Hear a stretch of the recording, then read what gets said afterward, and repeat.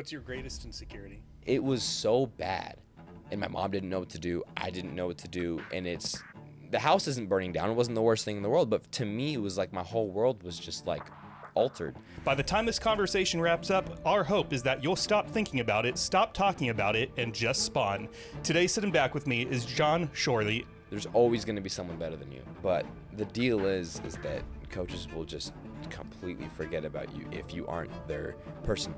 Did you ever experience any kind of negative impact through social media, such as bullying, teasing, rumors, gossip? But if you did get in a fight, it's like a whole different school you would go to, and it would just be like all like the bad kids. It's like a school juvie. Who is God to you? He's everything. God is everything. It's just so hard to put it into words, but it's a faith you have to have. Let's say you had a son today. Okay. How do you think you'd raise him? As a place to find potentially healthy community, do you think you might start going to church with them? Yeah, I've thought about that, and I still don't have an answer. And you can breathe for the first time, and you all of a sudden have this realization that you've never had in your life, that everything is going to work out. Hell yeah, it is. Amen.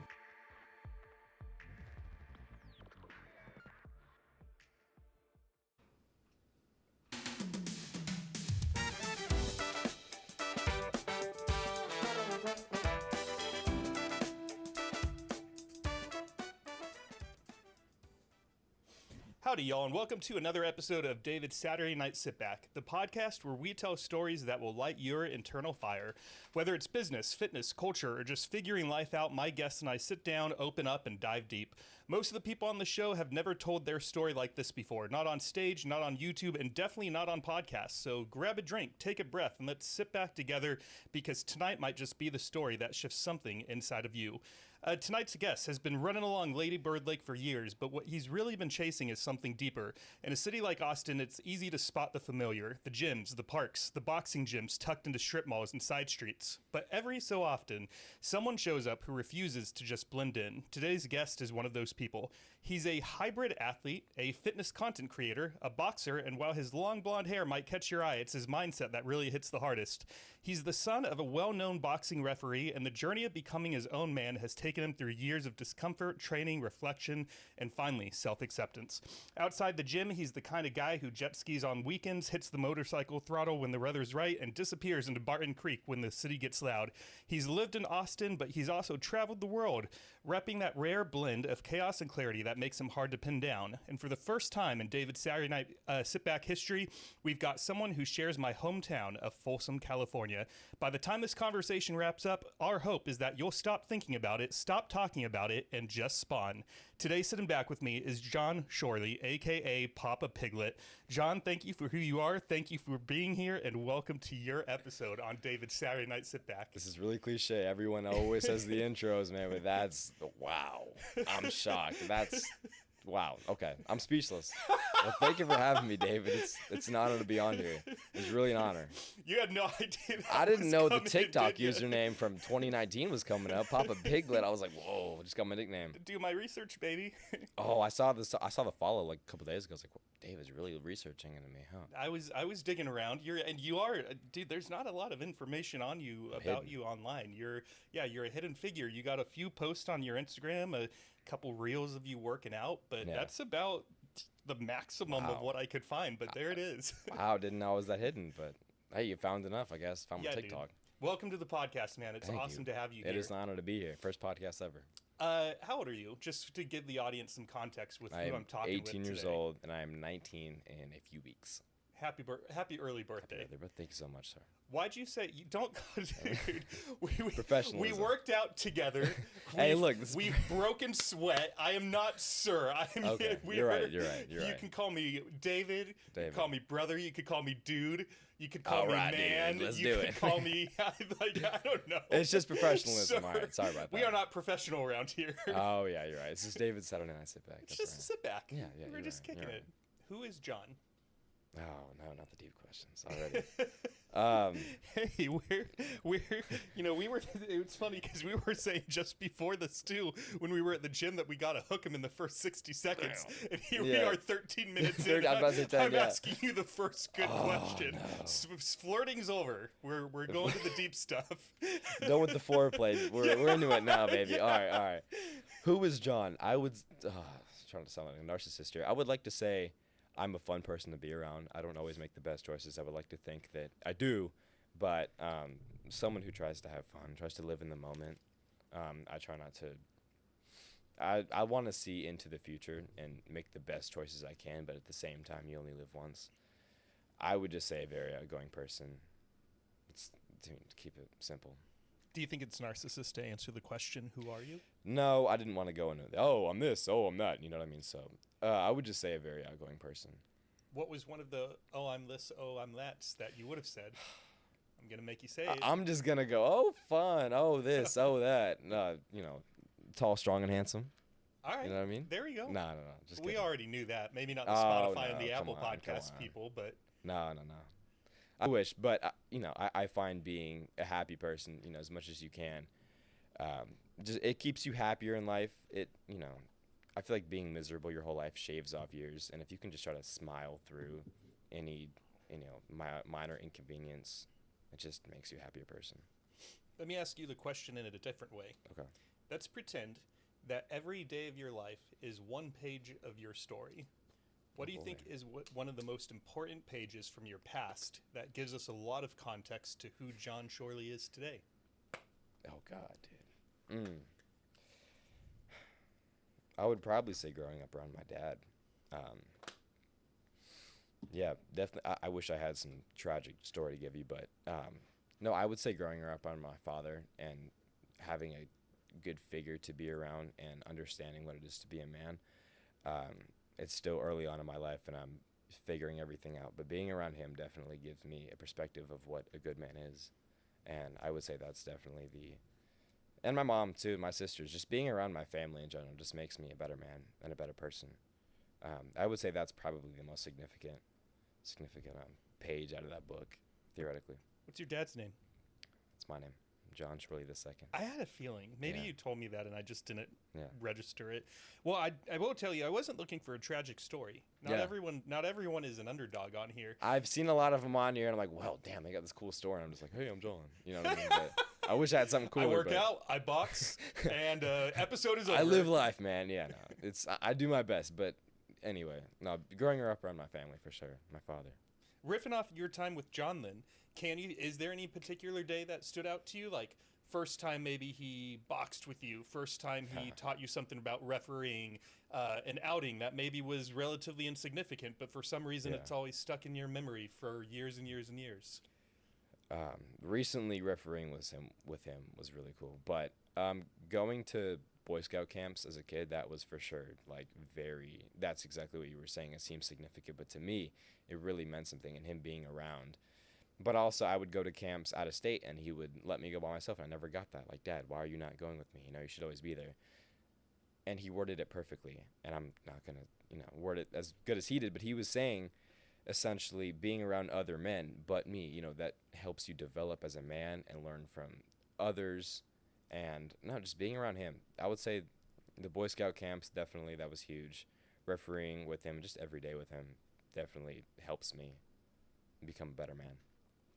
We'll probably come back to your dad, but for now I want to transition to something else. You grew up in Austin, so you've seen it for 18 and a half years, if I'm doing my math right. Yeah. What was it like growing up here? Because I know it's changed a lot as of late. So if you go like as far back as you can remember, what was it like? Wasn't this. I'm sure as hell wasn't this. I mean, shit, it's huge now. I mean, I grew up, and I still am in Round Rock, so majority of what I see is still relatively the same. Austin, Texas, however, that's become huge. Even the skyline itself, it wasn't what it, like all the content, everything, everything was minimized. Having these early memories of Austin has definitely been helpful in making content, but it's incredible how many people moved here and how big of a city it's become. For you personally, have you liked the change? Are you neutral towards it? Oh, yeah. Do you love it? You hate it? And I see so many Austin natives hate it. They say they hate it. I feel like deep down they really love it. I like the change.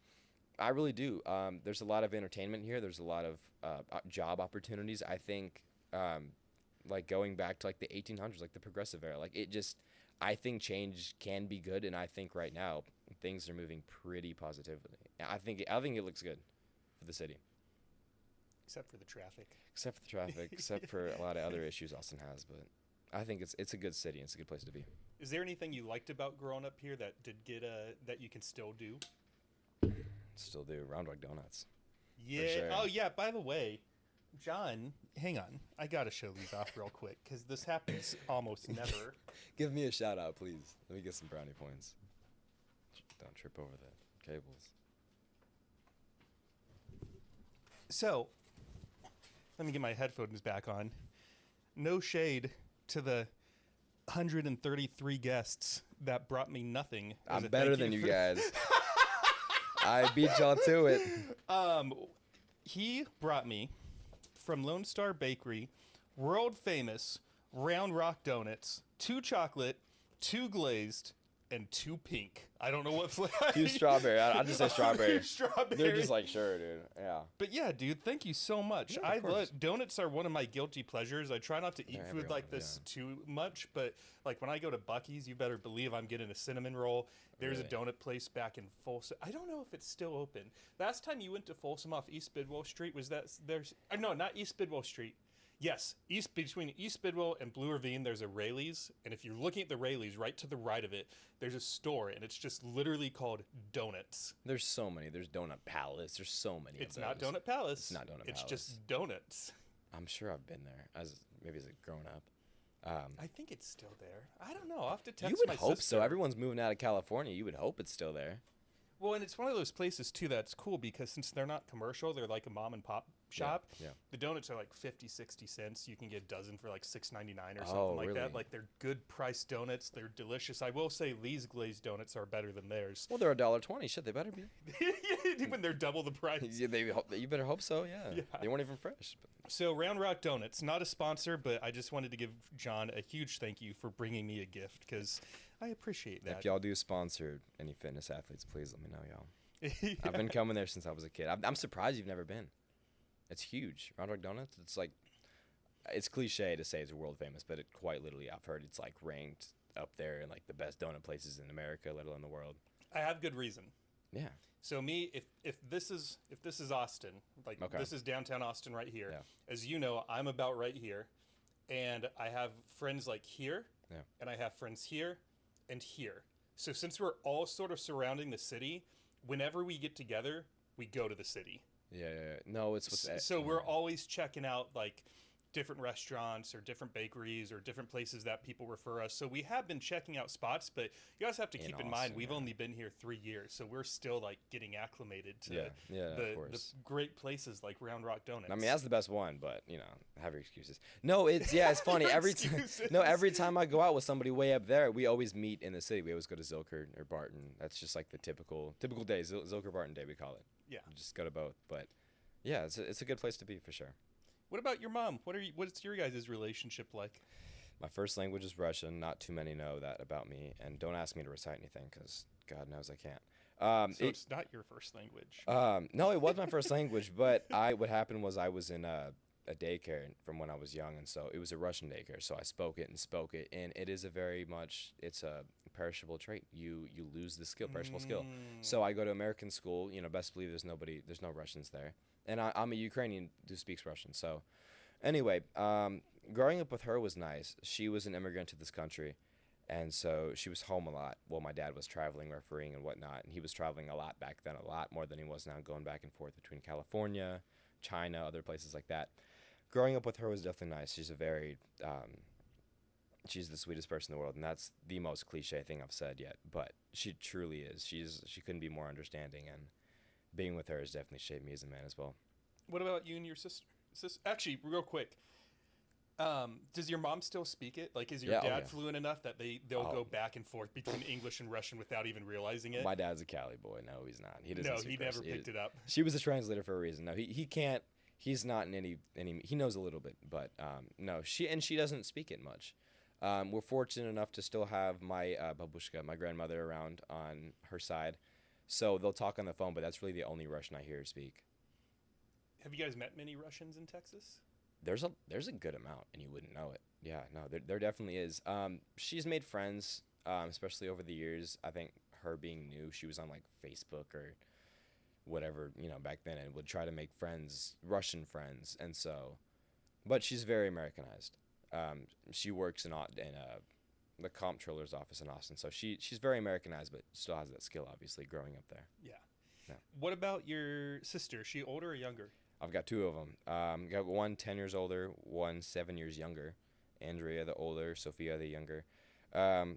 They keep me tough, but it's definitely, I think growing her up around women as a man is extremely important. It teaches you how to treat women.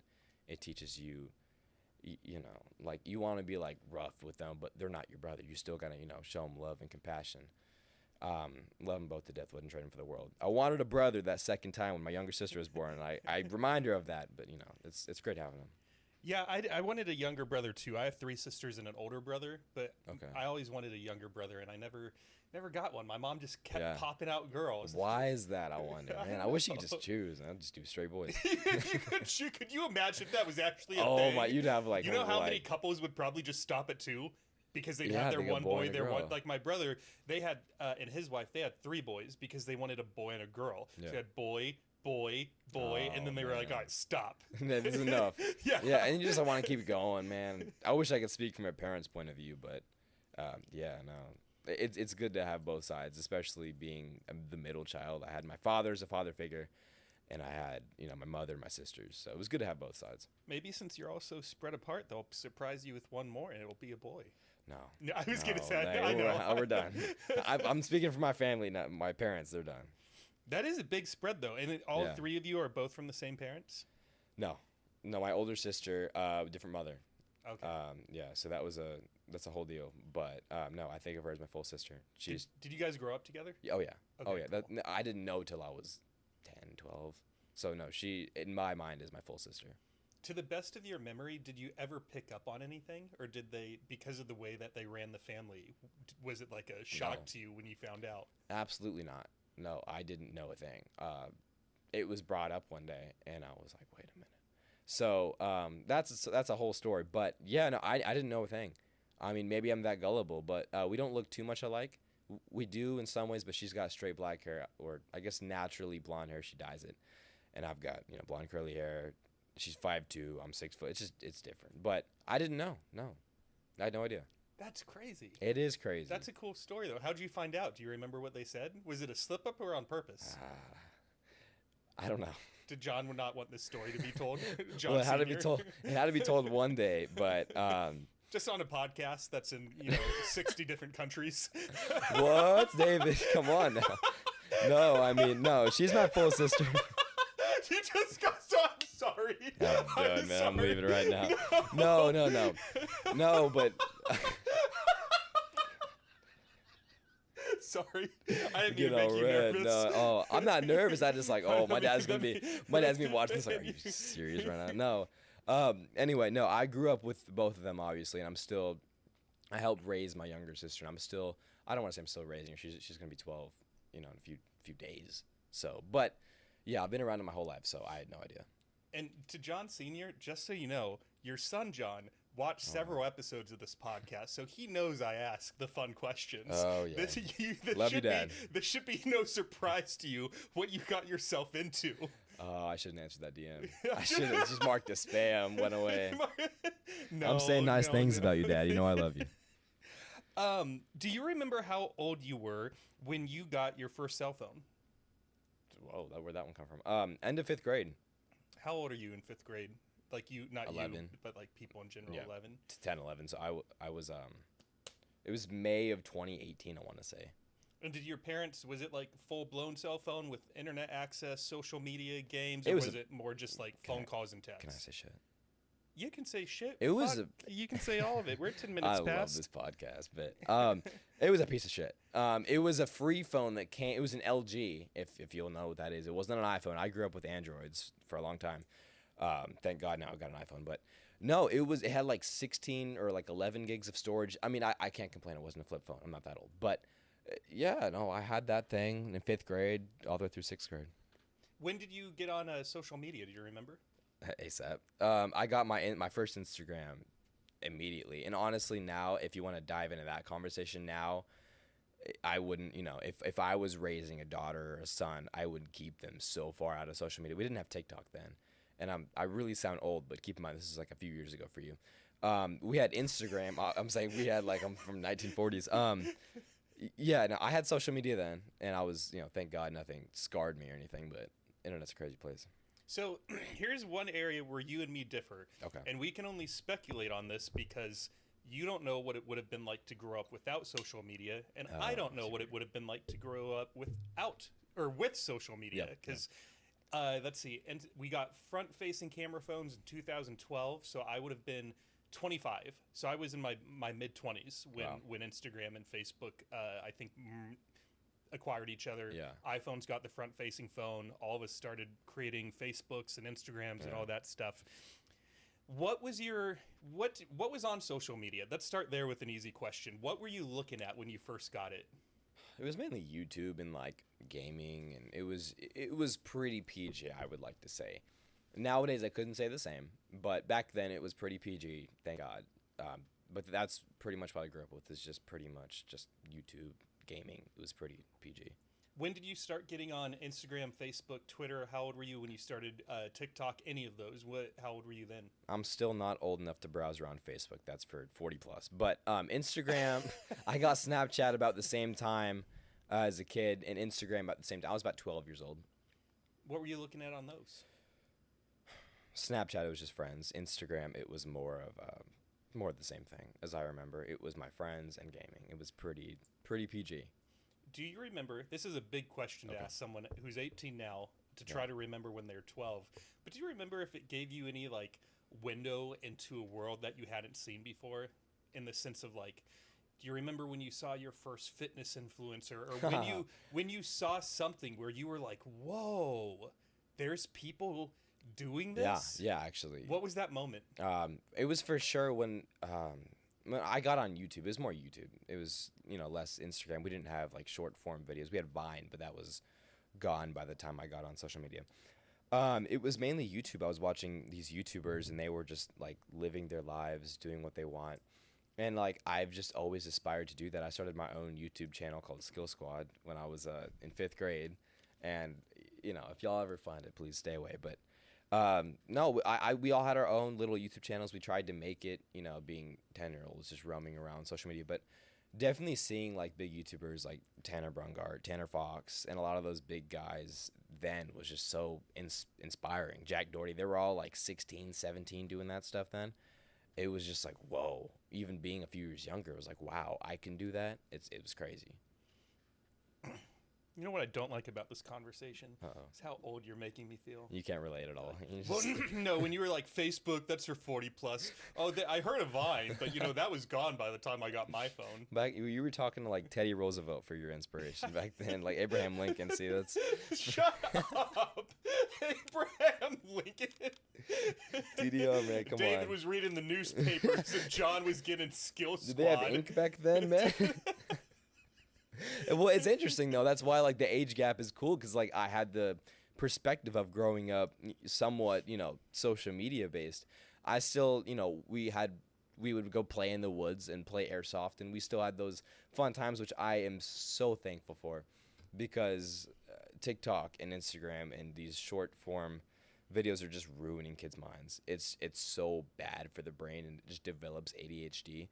If you're forced to go outside for 6 hours, not even forced, you willingly go outside, play with your friends, and have a good time, that sparks creativity. And that's so opposite of what is happening nowadays. What do you do to spark creativity in your life? Oh my God, watch TikTok. Oh my so God. Backwards. But I grew up around that. No, now what really sparks me is opportunities like this. I go to the gym, meet somebody, I get talking to people, having people around me that do content and that do fitness. That's really inspiring. That definitely sparks. I think kind of a counter of what I was going, what direction I was going. I think social media can be beneficial, and I think watching, TikTok videos of your favorite creator, I think that can be beneficial, but I also think it can be an excuse to let your mind rot and just be a consumer.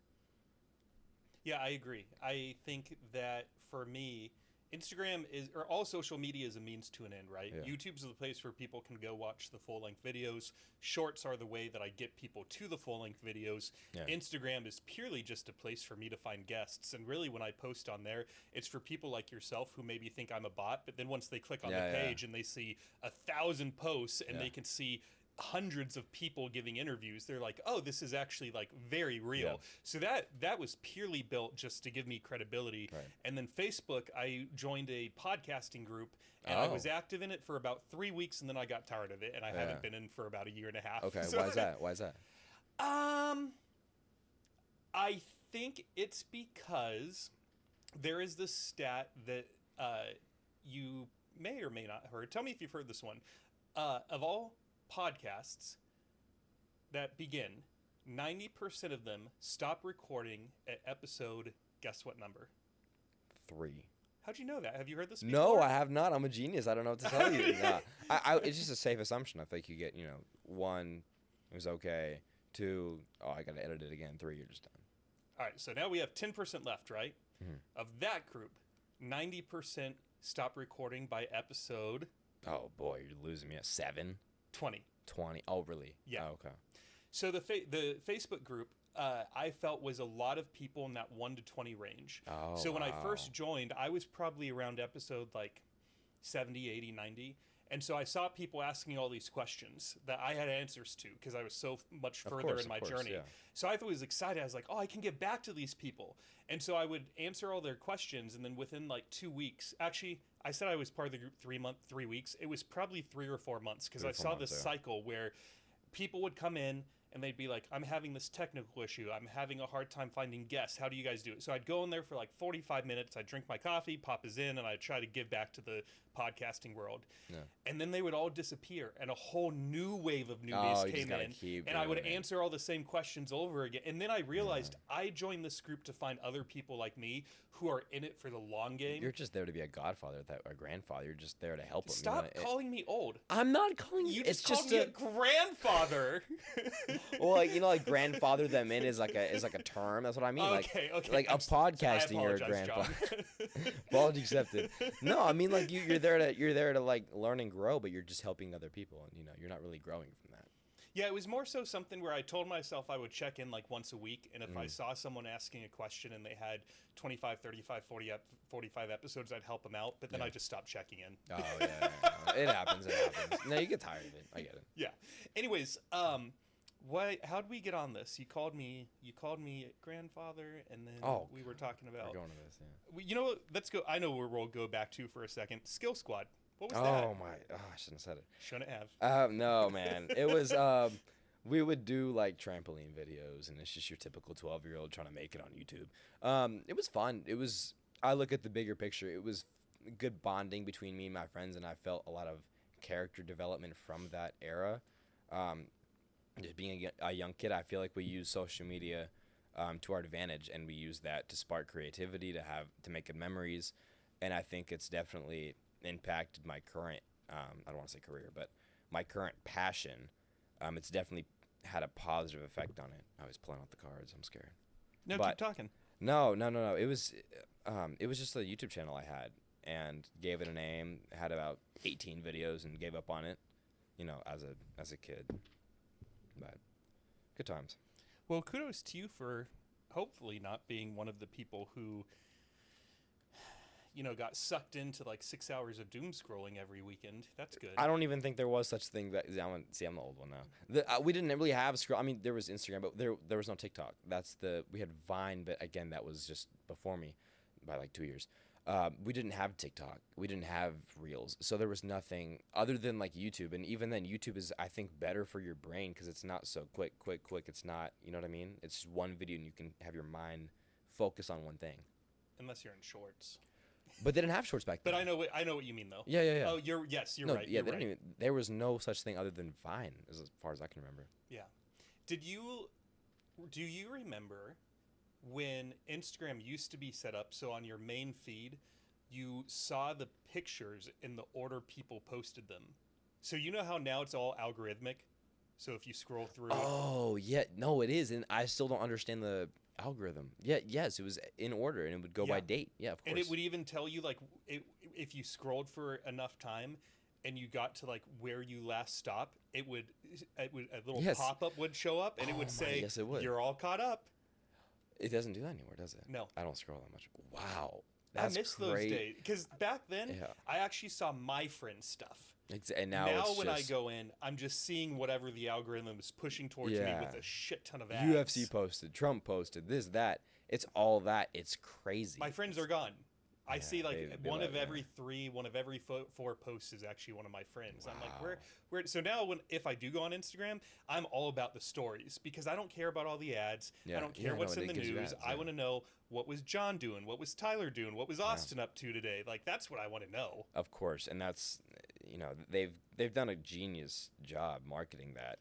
It's a great market. They've got ad companies rolling in. They've got this and that. But back then it was strictly social media between your social group and whoever you followed.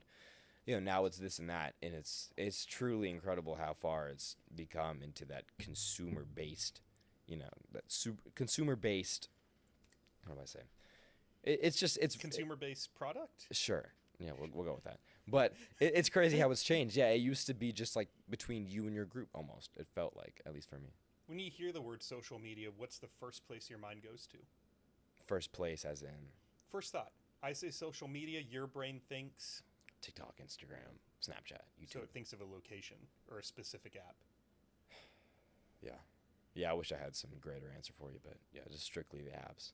Did you ever experience any kind of like negative impact through social media, such as like bullying, teasing, rumors, gossip, or was it a pretty wholesome place? No, let's not. It's the internet. Oh man, internet can be a great place, and it's done great things, and people have benefited from it. But I mean, let's be real.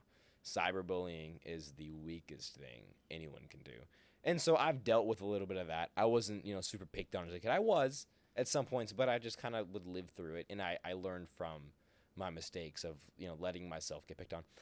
No, I've seen the negative side of it, and the internet isn't all positive, and that's nobody thinks that. You know what I mean? So, I've seen both sides. Did you ever see? I'll bring this full circle. I promise. No, So you stick with me, audience. Stick Yeah, with me. Yes, stick with us, please. John's parents, stick with us. Moms, Wait, back in my day, boy. we were there weren't a ton of fights in my school, but it was more so of like we didn't have social media, so we just settled things a different way. It was in person. man. Did you see in your school? And again, we're just talking about our schools. We're not talking about the Yeah. entire U.S. We're talking about my experience in experience, Northern your experience, California, your experience in Southern Texas. Is this considered South? Central. Austin, Texas, Central Texas. Central, yeah. Did you have a lot of fights at school, or was it Oh, all like yeah. cyber by then? Oh man, my Still a lot school. of I went fights. to it. Man, some of these viewers, like my friends, be watching, like it wasn't that bad. My school wasn't the worst. It wasn't by any means the best. It wasn't. I don't want to say ghetto because there are more ghetto schools out there, but it wasn't a nice school, and we did have our fair share of fights. And of course, the first thing they're being shown on social media, and the schools try to make it a rule, like if you're caught recording the fight, you get the same punishment as the one starting the fight or the one being involved in the fight. And so no, That's an interesting rule. I want to say, I've always said it's a dumb rule, but I get it. I've never heard of that before. I'll have to think on that one for a few days. And you got to understand, because like there's just both sides to it. You shouldn't be recording it, but are you really going to stop 150 kids around a circle recording a fight with phones in their pocket? Are you really going to stop that? So of course not. And so yeah, there was a lot of fights. There was cyberbullying, and we've had our pages of like the confessions page or something stupid like that. So it definitely can take a toll on someone if you're being bullied online. Yeah, whether it was a verbal fight or a fist fight, we always, we did the thing, Yeah. and then typically, you'd get called into the teacher or the principal's office, and then you'd have to apologize to each other. It was actually funny. Someone was telling me, who was it? Someone was telling me the other day that if you got in a fight with someone, the punishment was that you had to stand with your arms around each other's paddle shoulders mate. for like the next break period. Oh, I You thought it was literally had to give each other like a half hug and just stand just there in the middle of the quad. Oh, I was like, really? that is so 90s and I pretty thought, cool. dude, I thought you were about to say like bend over a table and get the paddle. I thought like something old like that.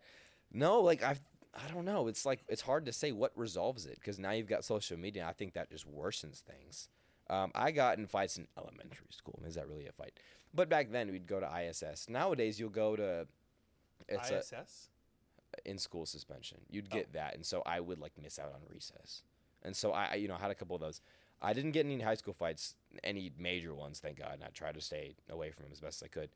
But if you did get in a fight, it's like a whole different school you would go to, and it would just be like all like the bad kids. It's like a school juvie, and didn't have a phone, and so they put them all there. And so that's debatable. That's either good, that's bad. You can argue that it weeds the bad ones out, but then they're all put together, and that's just there's no such thing as a bad kid. You know what I mean? So I don't know. I don't know if the school systems have done a good job because I have never heard of this. Is this a Texas thing? Probably so. It's just like I don't want to even compare it to juvie, but the best I can think of is it's like a school of like all like the bad kids that have been caught with weed or have been caught. Was that a trigger word? YouTube. I'm sorry. No, it's not. Okay. If it's just like a bad kids school, and you get put there temporarily, and I don't think that's right. Okay. I'm curious because I've never heard of this. Okay. I usually don't ask the audience to chime in, but I would love it if you guys actually commented, whether you're seeing this on a short or you're seeing this on the full-length podcast. Have you heard of this before, and what do you think about it? And get unhinged. Like, if you think it's a great idea, tell us it's a great idea and why. And if you think it's a bad idea, tell it's a bad idea and why. Because I agree with you. I don't think anyone is innately a bad person. Right. I have seen people get caught up in a bad moment of their lives, but that typically is one page of their story. But then if we put them in an environment where they're surrounded by these quote unquote bad people, I almost feel like we're manifesting a future to them where we're telling you like, oh, you're a bad kid, so you're being put in the spot where all of your kind is. Yeah. And now you're almost starting to believe this thing about yourself that probably isn't even really true. Again, and it's different kids too. It's kids caught with illegal substances as kids who are in fights, and they're all just grouped into one group, and they're all just the bad kids. And I don't think that's fair. I think some kids, they've had a hard upbringing. They present themselves as bad kids. They haven't been fortunate like I have to have a father and a mother who love you and who have taught you the correct ways and mannerism and all that. They've just been thrown out there, and now they end up in juvie or what I'm talking about. They've got different names for them by district, but it's school system's weird, man. Yeah, one of my friends, I'll tell you a funny story. I was raised super Christian, super Christian. So like my parents were the kind of parents that for better or for worse, all drugs were the same. So I didn't know what, if weed was different than fentanyl than a cigarette, right? To us, it was just like this big group of drugs are bad and they will kill you. Yeah. So by my junior year of high school, I was so sick of going to this private Christian school. I'd been begging my parents to let me go to the local Folsom Public High School. Oh, wow, yeah. And so they let me. For my senior year, they were like, we'll trust that you won't get into trouble. And, go Bulldogs. So we'll let, yes. Hell yeah, the blue, I know what you're talking about. Dude. that was Folsom natives, great. Baby, hell yeah. And so I remember, I think his name was John, but in my first month in that school, I'm in the bathroom taking a shit, and so was my buddy John. Actually, I don't know that he was, because he lights up a joint. And so I smelled marijuana for the first time. Is that marijuana?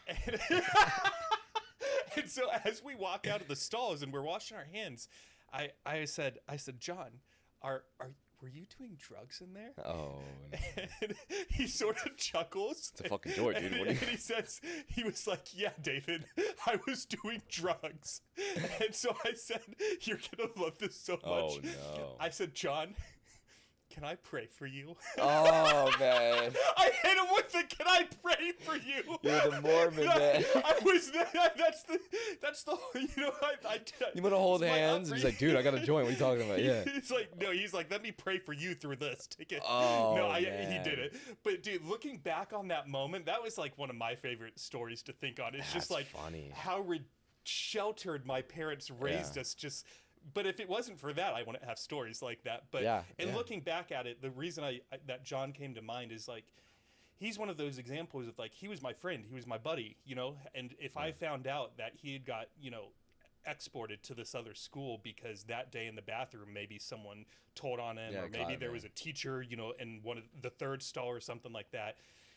Man, that would have been frustrating. We can get Yeah. off this page of this episode, but that's Yeah, just a yeah. concept I've never, ever, ever heard It's of. weird. Yeah, I don't know if I like it. I've never been there.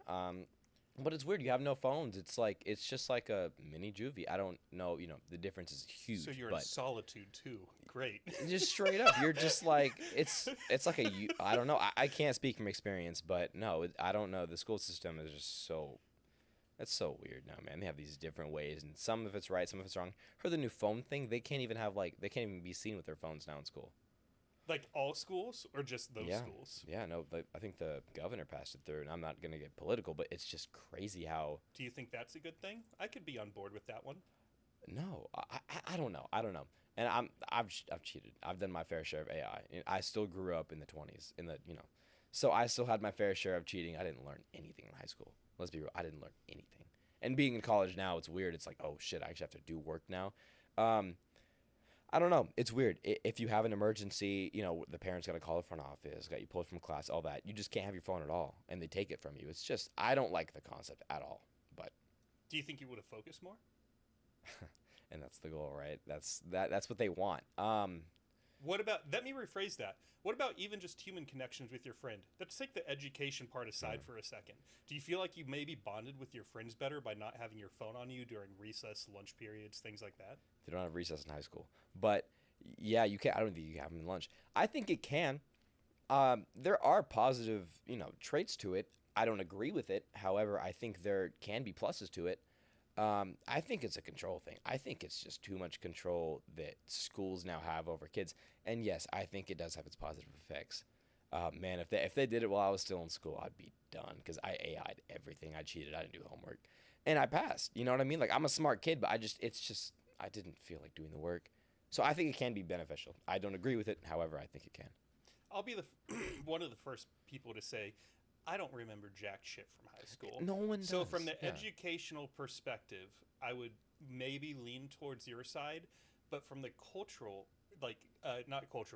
community perspective, I feel like it potentially has a very good benefit. And we can Yeah, agree to it can. disagree. No, because I that's- can beat you. No, I'm just kidding. Yeah, you 'Cause can I'm beat- bigger than you, boy. No, That's true. But no, I would say this might be one point we agree to disagree, because I feel like even to this day, when I show up at like my buddy Tyler's place, I will take my phone, put it on silent, leave Oh, it good in for their you. entryway, Yeah. because I don't even want to feel the vibration in my pocket. I want Tyler and his girlfriend Amaya to know that when David is in your home, you have 100% of my attention, and no Hell yeah. text or phone calls or nothing's going to disturb I need me. more friends like you, man. Mad respect. Yeah, I'll be your friend.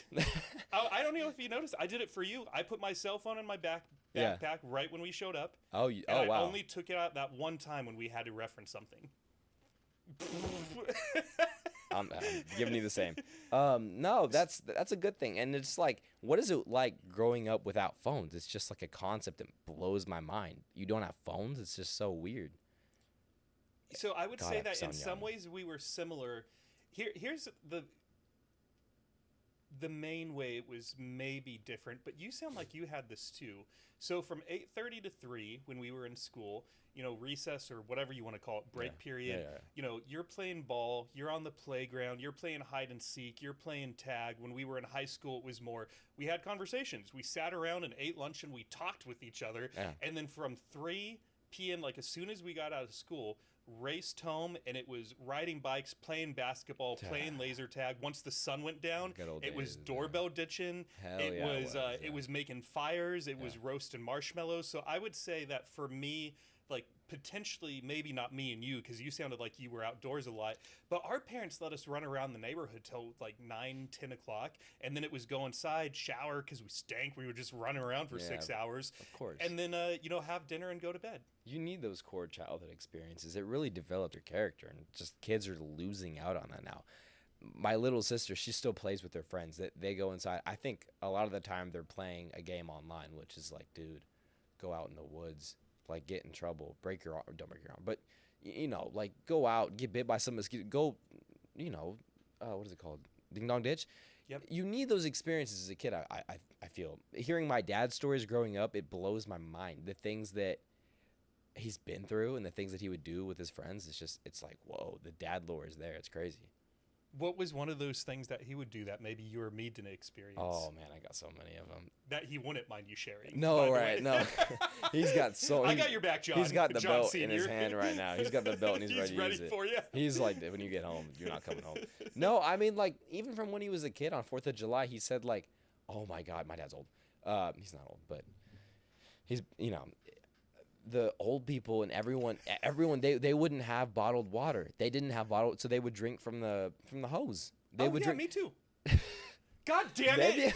Get out of here! Why did I agree to that? Why did I agree to that? You 3 hours. You're like the youngest one I've had on the podcast. No, but they would just drink straight from the hose, and that's like, to me, that's kind of crazy.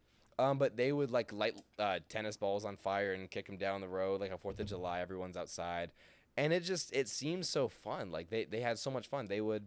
You've seen Sandlot, right? Yeah. Yeah, like that just seems so fun to me. And we had our similar experiences growing up in my childhood, but back then, no cameras. They would, growing up in El Dorado Hills and Folsom and all those places, Citrus Heights, back then, dude, there was nobody there. I mean, they would take a mini bike. They had like a cop chase them, and they just ran away on the mini bike. These crazy experiences, I think it really can develop your character. I think it's really beneficial for an individual. So I'm gonna sort of compare Folsom to Austin, but I moved there in '97, and so there's only about 60,000 people, and a lot of the major streets like Prairie City Road, Blue Ravine, East Bidwell, they weren't there yet. Yeah. And so since Folsom was so underdeveloped, like El Dorado Hills literally didn't exist when I moved to Folsom. Wow. So me and my friends, did you ever see the movie Stand By Me? Maybe. It was the one where the four boys go to look for the dead body. All right. Well, me and my friends never had a dead body to look for, but because there is so much just land, we would go on these adventures, mostly on the weekends, because we would need a few hours, where we would literally just head out into like woods. The woods. And just explore. Hell yeah. Yeah, of course you would. It's great. What else do you have to do? You're going to get on Fortnite? Are you going to, get on Call of Duty? You don't have anything else to do. We had Super Nintendo. So. Well, oh, come on now. You didn't have Xbox Live back then. It's not as cool now. But, no, of course, you have nothing else better to do, especially being in that part of, where were you, Folsom? You were in Folsom? Yeah. Oh, wow. And did you grow up in Folsom? Yeah. Oh, wow. We were in Rosemont, which was, do you know where that is? No. Rosemont? Rosemont. It's right outside of downtown Sacramento. Oh, okay. So if you were to head, like if this is Folsom and El Dorado Hills and this is Sacramento, Rosemont's like right here. Oh, okay. My dad would know. So we went down, I think it's south. Sorry, John, if my geography's off, but it's yes, I remember barely anything from Rosemont because I was 7 when we moved to Folsom. So actually we moved there in 94. Yeah. So yeah, I basically grew up in Folsom because pre-7, I barely remember anything from that city. You can say you grew up in Folsom, of course. Yeah, so yeah, I grew up there. I can't say that, but no, it's a dying. I don't know if Folsom is per se, but Sacramento is sort of on its way out, and I don't know how long that's going to be happening for, and I don't know if it's going to be forever a dying city. But Austin's not a dying city. There's just different places of the country that are just like booming, and some that aren't. And back then, they had their rise, like you were saying, the King Stadium. That was their effort back in 2018. You said, so they've had their moments, but right now is not one of them. No, I feel like Sacramento is sort of a government town. Yeah. Because the capital's there. Like, does Austin feel like the capital of Texas? No. Hell but then we go downtown and it's like, oh yeah, there's the Capitol. Yeah. That's interesting. It looks like a museum, dude. I'm just there. Like, it's, I feel like Folsom is where you go to work for Intel. Yeah, that's safe to say. So, yeah, Sacramento is where you go for government jobs. Folsom's where you go for Intel. San Diego is where you go if you're in college and you want to surf. And then everything in between is agriculture. Yeah. And there's Beach. California. Yeah, of course. And then you've got way up north, even you drive past Pollock Pines and go way up to Reno, Lake Tahoe. You've got all those places like that. Fresno, hell yeah. No, you've got all those. Want to go do some drugs? Hell yeah, dude. As my parents would call them. Don't know which ones, just drugs. That's funny, by the way. They just call them like drugs. And there are a lot of parents like that. Like, like I have like some Mormon friends and they just grow up super sheltered. and they didn't go out on Halloween, and they didn't celebrate Christmas. Maybe maybe that's extreme, but a lot of my friends wouldn't go out on Halloween, and that's just interesting to me that you're telling me that your parents were, and you're close with them now or no? My mom, yeah. Your mom, okay, well that's good to hear. But yeah, no, it's one way to raise your kid, and they chose that way, and I think everything happens for a reason, and that benefited you, no? The drug thing? No, the growing up like shelter part. Oh, no. No, you don't think so? I don't think so. You don't think it kept you out of trouble a little bit? No. No, really. You still got in the trouble, huh? No, I think it was more so like we were. Well, I won't speak for my siblings, but Yeah. I think it was more so that I was wound up so tight that when I finally moved out, I wanted to try everything. Yes. So yes. if my parents had I'll just stick to my family. Yeah. If my parents were like, listen, David, this is what smoking a cigarette will do. This is what smoking weed will do. This is what cocaine will do. And maybe, I've heard of like some families where even give their kid like their first drink of alcohol at 15, Okay. not a ton, like they don't get them drunk, but the dads will like this. Someone was just telling me this like 4 days ago. His dad on like his 15th birthday gave him like a half a shot of whiskey, and he was like, "You want to try booze? Here you go." And so he took the shot, and he thought it was disgusting. Of course. And he was like, "Why do you guys drink this?" Yeah. And so because he had that exposure, he had something that I never had. Where for me it was just like alcohol was sort of looped in with the drugs thing. Yeah. So then once I moved out of my parents' place when I was 18, I wanted to try Everything. what is this? What are these drugs that you guys told me about? Yeah. So this is not to dox my parents, but neither of them watch this, so I always feel like I can say whatever I want. But like, I do not agree with how they raised us. Really? I think that growing us up in the bubble of Folsom, pretending like everyone is Christian, everyone believes in God, drugs will kill you, is a bad way to raise your kid. I think that's fair. That's fair. And the whiskey thing, like, you give them a sip of that. Oh, fucking gross. I would see beer on commercials and be like, that looks good. I'd try beer. That's horrible. It's just, right? Yeah, and I didn't grow up we didn't go to church on Sunday, which, we were Christians, but at the same time, I could always be a better Christian. And I have my beliefs, but I wasn't super sheltered. And I think that's done well for me. And I think that's not the correct way to raise a child. So I understand what you're saying. Were you guys raised Christian, as in like the Bible traditional type of Christianity, or what role, if any, did religion play in y'all's household? I think having I don't want to speak too much for myself. We're different now. Our not political views, religious based views. It's a little bit different now. I would say I am one of the most religious in my family, but I could always be a better Christian. I think we would. I'm trying to stick to your question that, what did it play? Let me ask you this. Let me break it down for you. Did you guys go to church on Sunday? No. Did you guys read any religious books? Like the Bible, the Quran? The Bible, no. The Bible's been there, but we didn't go to Bible study. It was in your house. You guys had one on the bookshelf. We've got quite a few Bibles, yeah, and we are religious people, but that doesn't have to always mean going to church every Sunday. Going to youth camps. And part of me wishes I did that. And I was kind of, jealous of the kids who went to church camp. You're sort of just camping for 5 days with church at night. It was fun. I guess you're the guy to ask, right? Yeah. It was fun. It was a good time. I bet it would be. Yeah. I had Boy Scout camps as close as I ever got. But I don't know. It played a role. We would pray at night. We got to a point where we would pray. Me, my dad, my older sister, we would all pray. We'd, start the main prayer, and then we would verse off, and we'd go, Dear Heavenly Father, I thank you for this day. I pray for the forgiveness of my sins. And we pray for, back as a kid, you almost think that God's like a genie. And you'll just like, I pray for a new Xbox. But then I started to learn, this and that. I think that the Bible wasn't forced into my face. I think that was a good thing. I don't have a secondhand relationship with God. I feel like I've developed my own relationship with God. I would like to say, at least. So I've kind of found my own way. Who is God to you? Oh, you asked somebody else this, and I was going to prepare for this question. I did. I think it was Noah. Oh, yeah, probably. Yeah. He's everything. God is everything. God is more than just a man. He's just everything. He's the creator of everything we know. It's just so hard to put it into words, but it's a faith you have to have. But God is everything. That's all I can say. Interesting one, yeah. What? This is an interesting one. Y- Interesting one to answer. Do you pray I do. about? Everything. Forgiveness of my sins is huge. Rather if you think you're sinning or not, cussing's a sin, I believe. I wish I had like verses on standby. I don't. Guess we need to pray after this. We do need to pray. No, but, what do I pray about? Is that what do you pray about? Yes. Okay. I pray before work. I pray, and I'm not necessarily praying for, I pray that I get good tips. I pray that I make good money. I thank God for the opportunity that he's put me in to help me make money. And there's nights that I make shit.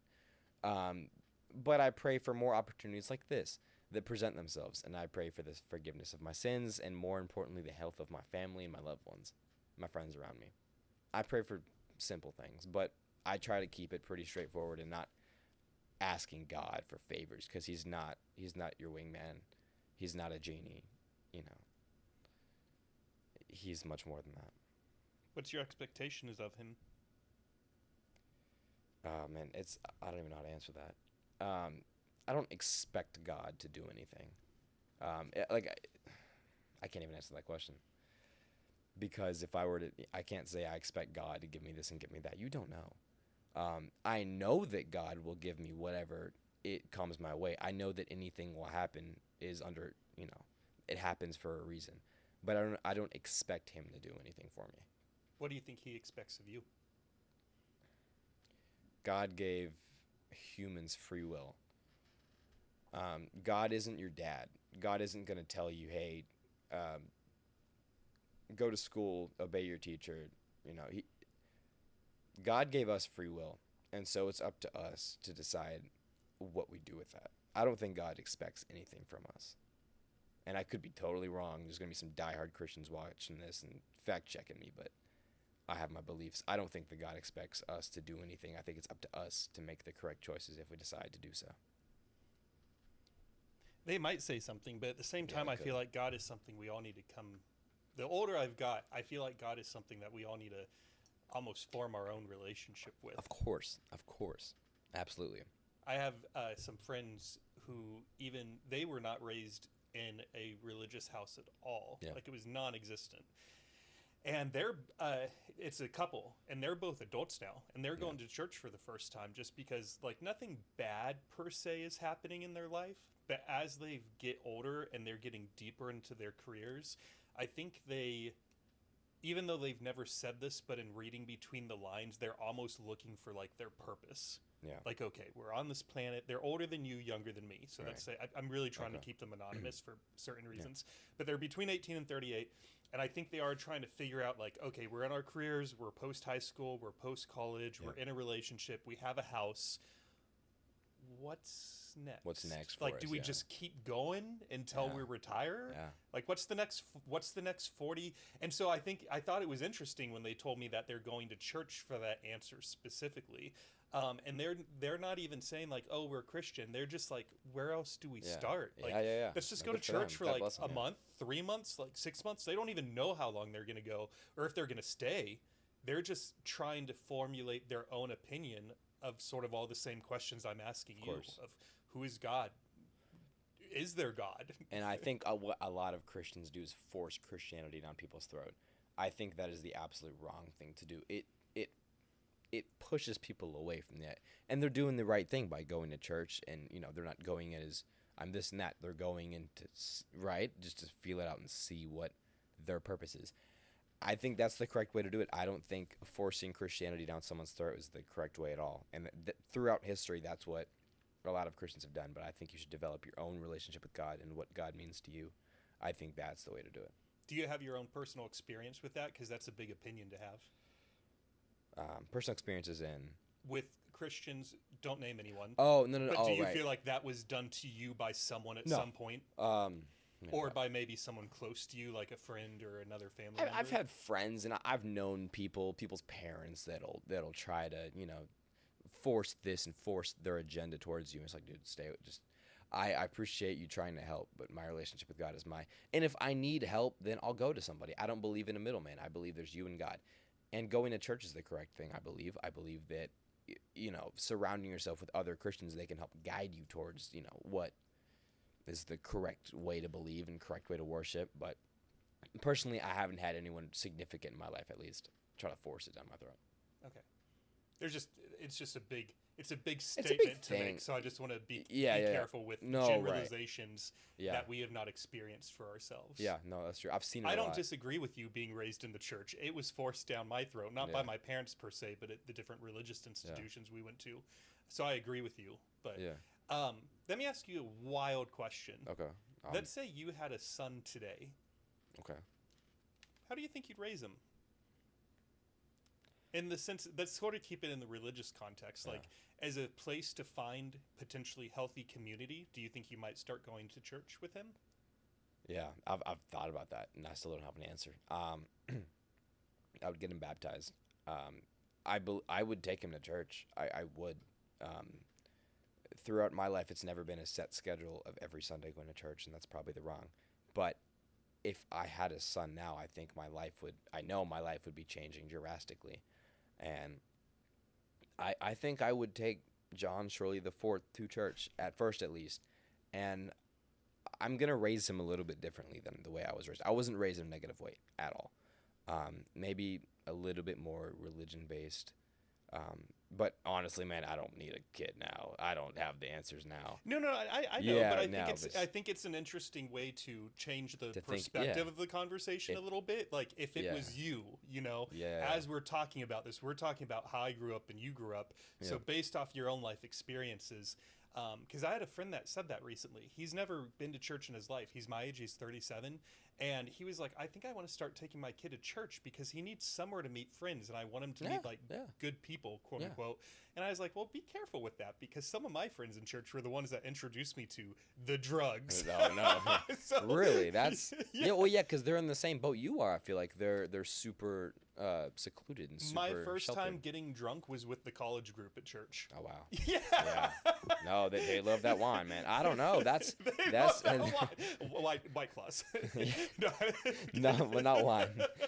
Wine based. Wow, that's funny. No, a lot of them are in the same boat that you were in and super secluded, and that's interesting. That's really interesting. But it's different too to be secluded than we just go to church on Sunday. Yeah. So like this particular friend, if he put his kid in a public school, because I was in church on Sunday, private school Monday through Friday, youth group on Saturday. So like my whole life was 7 days of religious institutions. But if you're going to church on Sunday, public school Monday through Friday, and then you're on sports Tuesday, Thursday, Saturday, you have these 3 different avenues of building community. So it's not all just the church. There's a mixture of being exposed to different people in different walks of life. Yeah, I think it's important to have your sports and to have Boy Scouts and to have all these different channels to developing your character and developing and having the friends around you. You just build different people and different connections, and that's how you grow. I think it's wrong to just have one group surrounding you, even if that's religious. I think that's right. If you have sports, Tuesday, Thursday, whatever, I think that's a lot better. Yeah. Than 7 days a week. Colts. we were not raised in a cult. No, I've talked to some cult people, and I was not raised in that. I guess I missed those episodes. Damn, did you? Yeah, I'll throw it your way. Yeah, it was a good one. Hell yeah. It was really good. Oh, wow. Dude, well, before I potentially change gears here, this is such a fun conversation. I feel like you're in your flow state. It took you a couple minutes to get you there, and who knows? I've never been on a podcast, man. Give me a break. No, you're doing good. I just gave you a compliment. No. I know. I'm saying off the bat. I'm just like, hey guys, my name's John. Yeah. My name's John. Yeah. I'm 18. I don't know why I'm on this podcast. I thought it'd be a good idea to say yes, man. but then I showed up. My mom drove me here. No, I drove myself. Mom's knocking on the door. Where you almost done? Come on. I'm having a play day with my 38-year-old friend. 2 hours. She can come in. Is she really out there? No, I drove. I was like, David. tell her to come in. I'll make her some tea while we talk. Oh my goodness. No. My mommy. I know. My mommy did not drive me here. If you let her just sit out there and sweat, it's hot out, guys. This She's just in episode the is going to car come out in waiting. October, when it's cool. It's hot out today. It is hot out in Austin, Texas, and by our luck, it'll still be hot then. You never know. I hope not. I hope the same thing. On October 18th, we better be building a bonfire and enjoying some Hell yeah, cool we weather. better be listening to country. Hell yeah, we better be. You have any plans for your birthday this year? Man, I want to go to Toronto. My cousin's out there. I envy my cousin so much, dude. She is living life. She's not a huge part of my life. I don't see her. I've seen her a few times, but man, she's like your age, a little bit younger. But she's come on, man. That was not in any way a hook. I'm just chuckling. No, I'm just laughing. I didn't say I mean, anything. you call me a grandpa. No, I think no, but she lives like is. Stop. Yeah, keep talking about how she's living her life. Yeah. 38 years so old. Yeah, a little bit younger. But she's in this nice hotel right in the center of downtown, right by I think like entertainment district she called it. Anyway, I want to go out and visit her. That's kind of a plan I have in mind. We'll see. I'll be watching this on my birthday, but I don't know. I have this stress I put on myself every year for my birthday, and it has to be perfect. My birthday has to be perfect. I've had it since I was a kid, and I don't know what it is. My mom's birthdays, the past 3 birthdays she spent have been in airports. We got stuck in the Chicago airport. I'm like, happy birthday, Mom. But for me, they've been like perfect. Like almost every year I get what I want. I'm just like, dude, like I'm a little spoiled brat every birthday. I need to like, so I don't know. I was going to do like some big extravagant thing being on a Saturday. So I don't know what I'll do for my birthday. We'll see. Hopefully it's fun. Maybe you'll fight. Maybe I'll fight on like my birthday. A boxing fight, not like go to not 6th like Street and get in a fight. No. Hopefully you don't see me so behind. Bad. Yeah, no. Please don't do that No. on your 19th. Yeah, no. I wouldn't want to fight on my birthday either. I wouldn't want to with the black eye. I wouldn't get hit because You're agile. I'm that smooth. No, I'm not. But well, you're small, so you can move quicker than guys like me. I'm small. Yeah. I wouldn't be fighting. God, you took my word now. I'm not a twink. I call myself a twink, though. I'm not a twink. Cut down the weight. Anyway, good question. I don't know where I'll be on my birthday. You ever thought about skydiving in general, not like necessarily this year? Yeah, I've thought of it. It's a good idea. You should go. Where'd that come from? Have you gone skydiving? 7 times. Oh, yeah, really? I'm not just like throwing out random ideas with no experience. Oh wow. Yeah. What's it done to you? It is so. I think the first time I went when I was 21, but the thing that I think holds people back is that they think it's going to be this incredibly scary thing that could potentially end your life. First off, you have to remember that on your first time going, there's going to be someone on your back who's probably dove anywhere from 1,000 to 20,000 times. Wow, yeah. So you know how like for you and me, the gym is second nature. We just walk in, it's chest day like Warm today, up, and we're just like, same all right, thing, we're going to go do the dumbbells, we're going to go do flies. Like we don't even think about it. We just walk through the doors and go. And it's that for them. They're doing all the work that keep you alive. Yeah. So there's no risk of death. The people who die are usually solo jumpers that go up when they've been advised not to. Oh, wow. Because either the winds are too strong, there's a storm, whatever it may be. Go figure that, yeah. So that's one thing. Thing number 2, yes, there is an adrenaline rush. You are free falling through the sky for anywhere from like 18 to 40 seconds. It's so much fun. And it can't be compared to a roller coaster because you forget there's someone on your back. So you just see Earth and you feel wind rushing past you. I think it's at about 120 miles an hour, I think. And you almost can't breathe because the wind is so strong. And it's fun. It's super fun. But then, before you get anywhere close to touching Earth, before you realize what's happening, the tandem, the person on your back, pulls the chute. The chute comes out, and you're all of a sudden suspended above the Earth. And it is the most peaceful and serenity-filled moment you will ever have in your life. Yeah. There's something about hovering over the Earth and just seeing the planet and still feeling a pretty strong breeze. Oh, wow. Where everything that stressed you out, everything that makes you anxious, everything that causes you to lose sleep at night, everything that makes you feel insecure and that you're not good enough and that you're never going to be good enough, all of that gets washed off of you. And you can breathe for the first time, and you all of a sudden have this realization that you've never had in your life that everything is going to work out. Hell yeah, it is. Amen. Wow. That was you were good in English, I bet. Damn. I bet you're fun on a weekend too. You're making things sound like scary things sound fun. Oh my goodness. Yeah. I bet it would be. I want to do it at some point in my life. I'll drop $400 to jump out of the sky. You know what I mean? With some dude on my back. It's only $249 here, or at least the closest place I could find to Austin. It's $249. Yeah. But if you want to spawn, you should dive. Yeah. I took that from your Instagram. Just spawn. Oh my goodness, my own Instagram. Oh my God, man. I'm you blushing right now. Did you even catch that when I said it during the intro? You did? By the time the conversation wraps up, our hope is that you'll stop thinking about it, stop talking about it, and just spawn. You said that? Yeah, it's right there. Well, that doesn't mean you said, I and said just this whole spawn. thing. Well, I'm not a fan of myself, so I can't. I just, my Instagram is bullshit. I just put shit on there and forget about It's it. the only thing I have to go off, though. So, I'm writing these things, and Yeah, I gotta yeah. get something. Yeah, I could be a mafia leader and you have no idea. Did you hear anything I said in there? I thought I did. I was nervous. That's funny that you got Yeah. so gassed up for it, but you didn't even really hear what I said. You were just like, I didn't "Yeah, fuck notice. yeah, Yeah, let's I'm go! done, man, yeah." I'm on a podcast." I'm stuck on that part. Yeah, no, I didn't know. Wow, okay. Well, just spawn. Yeah, I guess that's my new motto. No, that video kind of goes. Do you know which one I'm talking about? Yeah. Okay. My second most recent. Yeah, I know what you're talking about. All right. No, that's the way you should live. I think is just try to just like relax. I think a lot of my videos are like based off of just live, man, and just calm down, breathe. I don't want to say mottos, but like one of the things I think about a lot in my head is just everything. Is it going to matter in 100 years? Is it going to matter? Another thing is don't stress about something you can't control. And I think a lot of that keeps me calm. Do you remember? I think you watched this one because you referenced it in the gym. Yeah. Did you happen to listen to the episode where the guy was talking about like by the time this toothpaste bottle was empty, you're like think about where your life could be?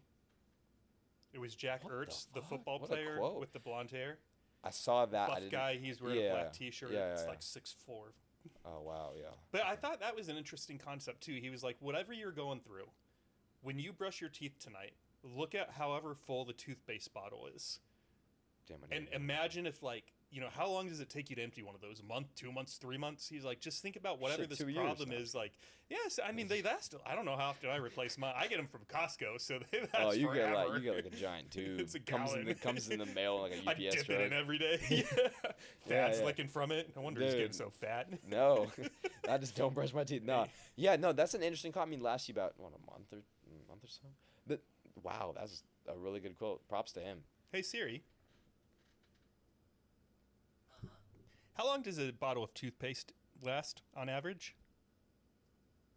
A bottle of toothpaste lasts about 2 years after it's manufactured. 2 years, apparently.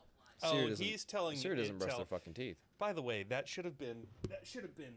You didn't hear that in your headphone, did you? I did. I thought I did. Oh, you did? No, you didn't. Maybe I didn't. You got better headphones. I don't know. Oh, maybe you did. All right. Well, anyways, in case the audience didn't hear, 2 years. But I think he's thinking of like from when it's produced in the factory to when it gets. Siri doesn't know what he's talking about. He's AI.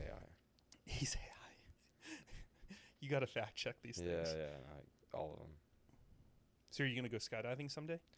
Yes, someday. Yeah, I need to. I Have I want not to. sold you yet? It's not top That of the didn't sell list. you? I Back, didn't say tomorrow. I said backpacking in Europe, someday. flying to Ibiza for 3 days and not sleeping sounds like a fun idea too. Yeah, but I'm- here's the thing with skydiving. You could just do it on a Saturday. Yeah, I know. If you want to I go to know. Ibiza for 3 days, that takes planning, that takes money, that takes saving. Like, there's some logistical things. Or just pack a backpack. But like and you go. and me could end this podcast right now And go skydiving. skydiving. We can't end this podcast right now Let's and go not. to Toronto. Yeah, that's a good point. That's a good point. We can do it 3 weeks from now, 2 weeks from now, or spend a lot of money and do it in 2 days. I get it. That's a good point. Obviously, that's something you feel strong about. Skydiving. Will you go skydiving with me? With you? Not like with me on your back, like No, together David. at the same time. This is like a future thing. Like, what's actually gonna happen? It's a yes or no question. Paid for it, yeah. I'm a little gold digger. I'll think about it. Yeah, I think I 'Cause would. you are doing a decently good job on this podcast. Oh, thank you, David. so Thank you. I'm trying not to bore you. I talk the whole time. I'm not bored at Sorry if all. I'm talking too much. That's why you're here. You should be doing 80% and I should I'm be just doing gonna 20%. Oh, really? Is that the percentage? Give or take. Give or take. That's what I would like. Oh, wow. I've seen dudes on here. They just keep talking. I'm just wow. It's impressive. They're smart individuals. I'm not dissing them. I'm just like, wow. One of my buddies called me once, and he was like, "Where are you finding all these people?" I'm like, "What do you mean?" He's like, "These people are all geniuses. Like, I would have nothing to say if I came." I know. He's like, "If I came on your podcast, we talk about football, but you can't talk about that because you don't follow sports. So there's literally no reason for me to come on your podcast." And I was like, "Dude, maybe it's an Austin thing. Maybe Austin just attracts like talkative people." It is. And I'm not even. I don't think I'm part of that crowd. Because I didn't like travel here on my own. I got brought here by my parents. But yeah, I think, going into that, I was inspired by Austin, and I'm becoming of that product. So maybe it is. I think you do a great job at your job, and you find people that, of course, you find great people. I don't know why you picked me, but I was watching some of the episodes. I was like, dude, these are smart people. What am I gonna say? I mean, you're gonna say all the things you said. Yeah, that's true. I have a theory that everyone who is open. We were talking about this last night with a second-time person on the podcast, and I told him, I was like, "How is it that out of 140 episodes, I've only never released one? Is it a product of?" Oh, there's really? only one that I'll never. And it was just not good, or It was it was bad. oh wow. But I was like, think about that ratio. If you take 1 divided by 1, like the odds of that, right? Yeah. It's insane. It's insane. Yeah, they're all good conversations. And I was like, huh? is it a product of hard work? Is it luck? I think Is it God? His answer, if I could give you real quick before you say your thing, he thinks it's the video I send. So you remember how you said yes, and then I sent you that 60-second video introducing myself? Did you? Fuck, maybe I saw that. That's God, another prayer. You just said fuck. Wow, I don't know. I'm sure you did. I think you did. That's the first thing I saw. I know I did. It's my process. Yeah. You did do it. David did it. But I've had some people after that video block me. I've had some people after that video say never mind. And he thinks like there's something. It's a filter. Yeah, he thinks it's somehow Hell yeah. he thinks it's somehow a filter, and it weeds out the people. Keep doing it then. Because it gives off the reason I do it Yeah. because it gives off my energy. Well, it's working. You're So getting the correct you either people. gravitate towards Yeah. it, or and I want the people to say no. Like the people that block me, Please, I'm yeah. grateful for that because I'm like, you just saved me time, I saved you time. Of course. We can both go about our day. Rejection is a good thing. Of course it is. Of course it is. It just saves us all time. Your episodes are entertaining. You talk about God knows what, but they all turn out well. I mean, some of your conversations are just so.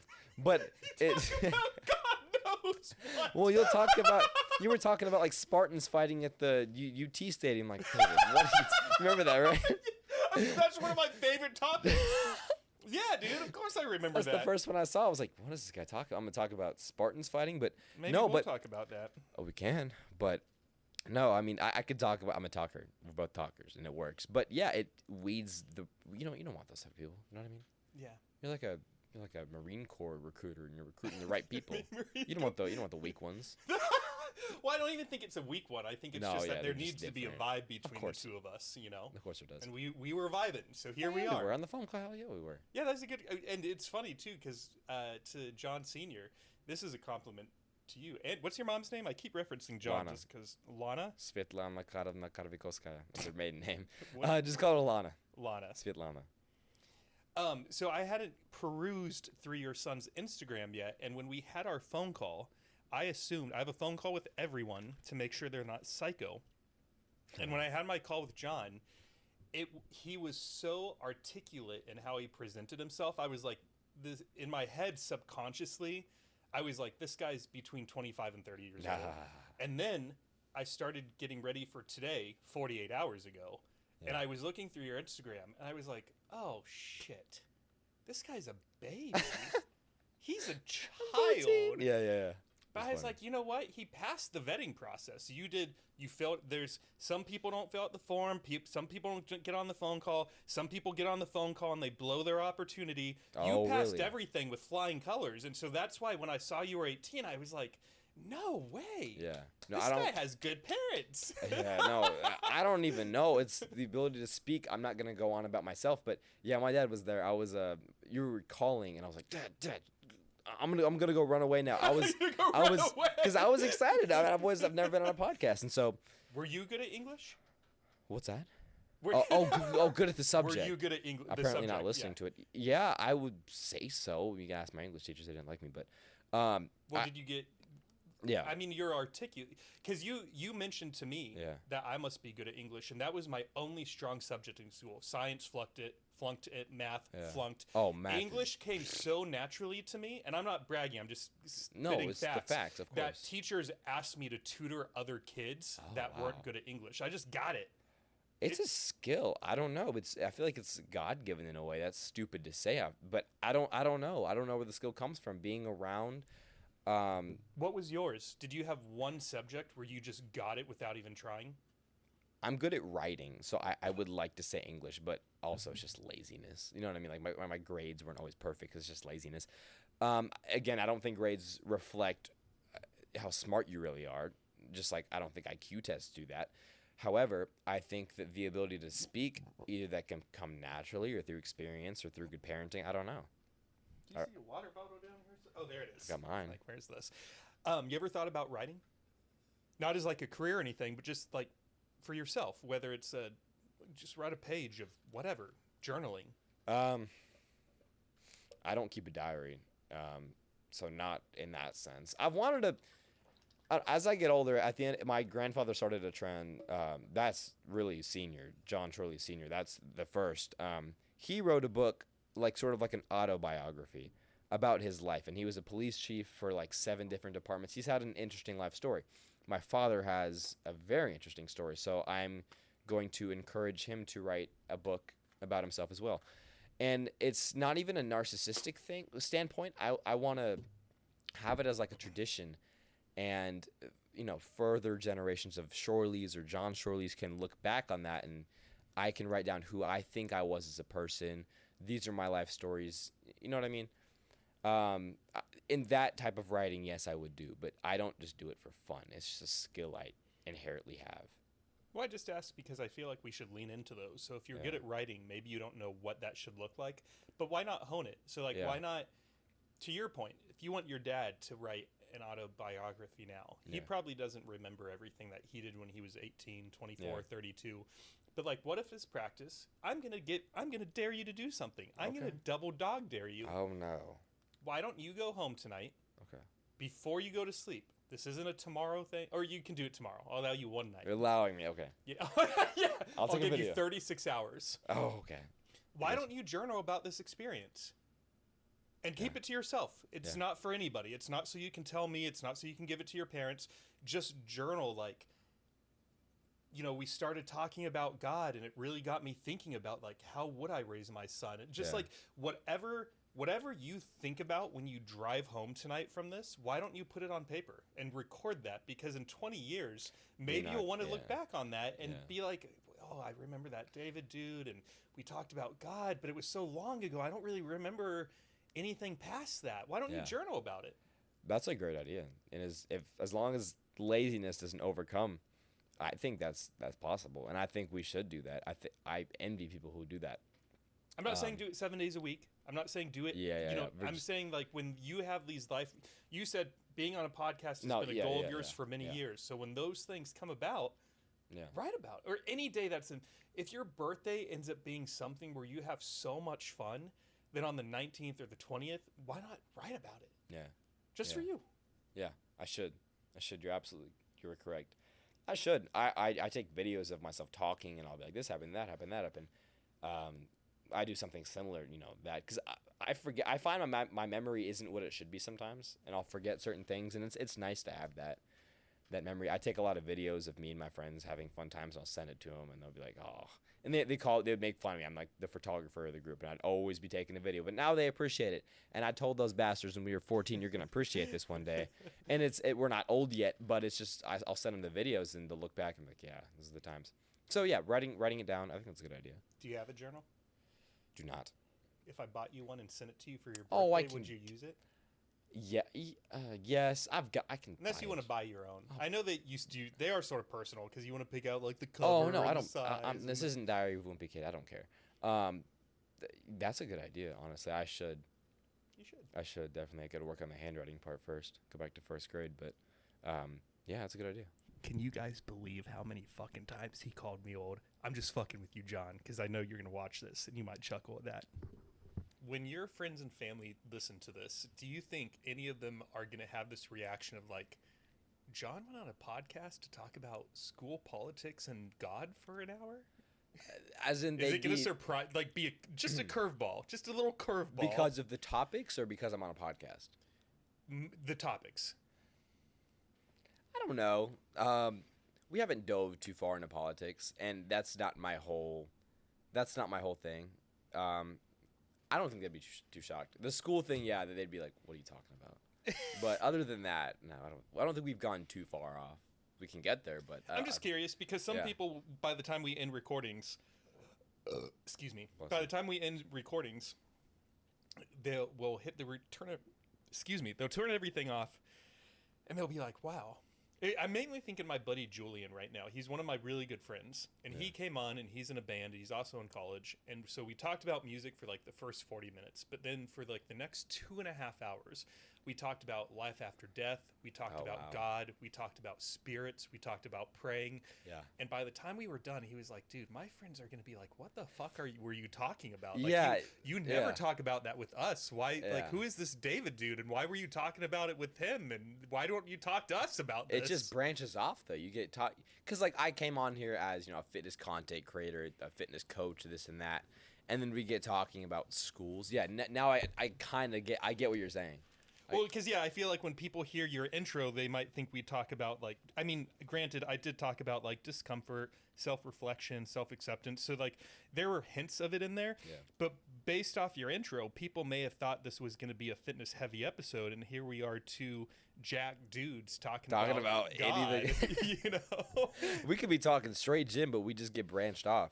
But I also feel like that's why the podcast has grown, I hope, is because it's not just another fitness podcast. Yeah, and then the title you'll see like fitness coach, the next one's bodybuilder. And then, not that all your episodes are based upon that, but yeah, you'll see in the title of who I am, and you'll be like, oh, what are they talking about? We really don't talk about fitness and business ever. It's really the third term, the culture piece. We talk about life. Yeah, and you do a good job.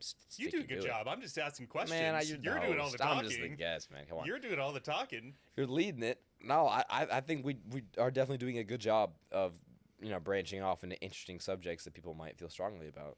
If you're still in Austin in 2026, will you come back? I will be here in 2026. Would I come back to the podcast? Oh, hell yeah. I don't ask everybody. This is like me extending you Are you sure? A golden ticket. Yeah, I would ask. I don't know if you do that. Let's do it. I would ask of course I'd be on, yeah. I wasn't sure. I didn't want to ask because sure? I didn't know if this was like a one night. Is this a test? What am I supposed to say here? Well, I didn't know if it was like a one night stand thing. I thought, it was just like.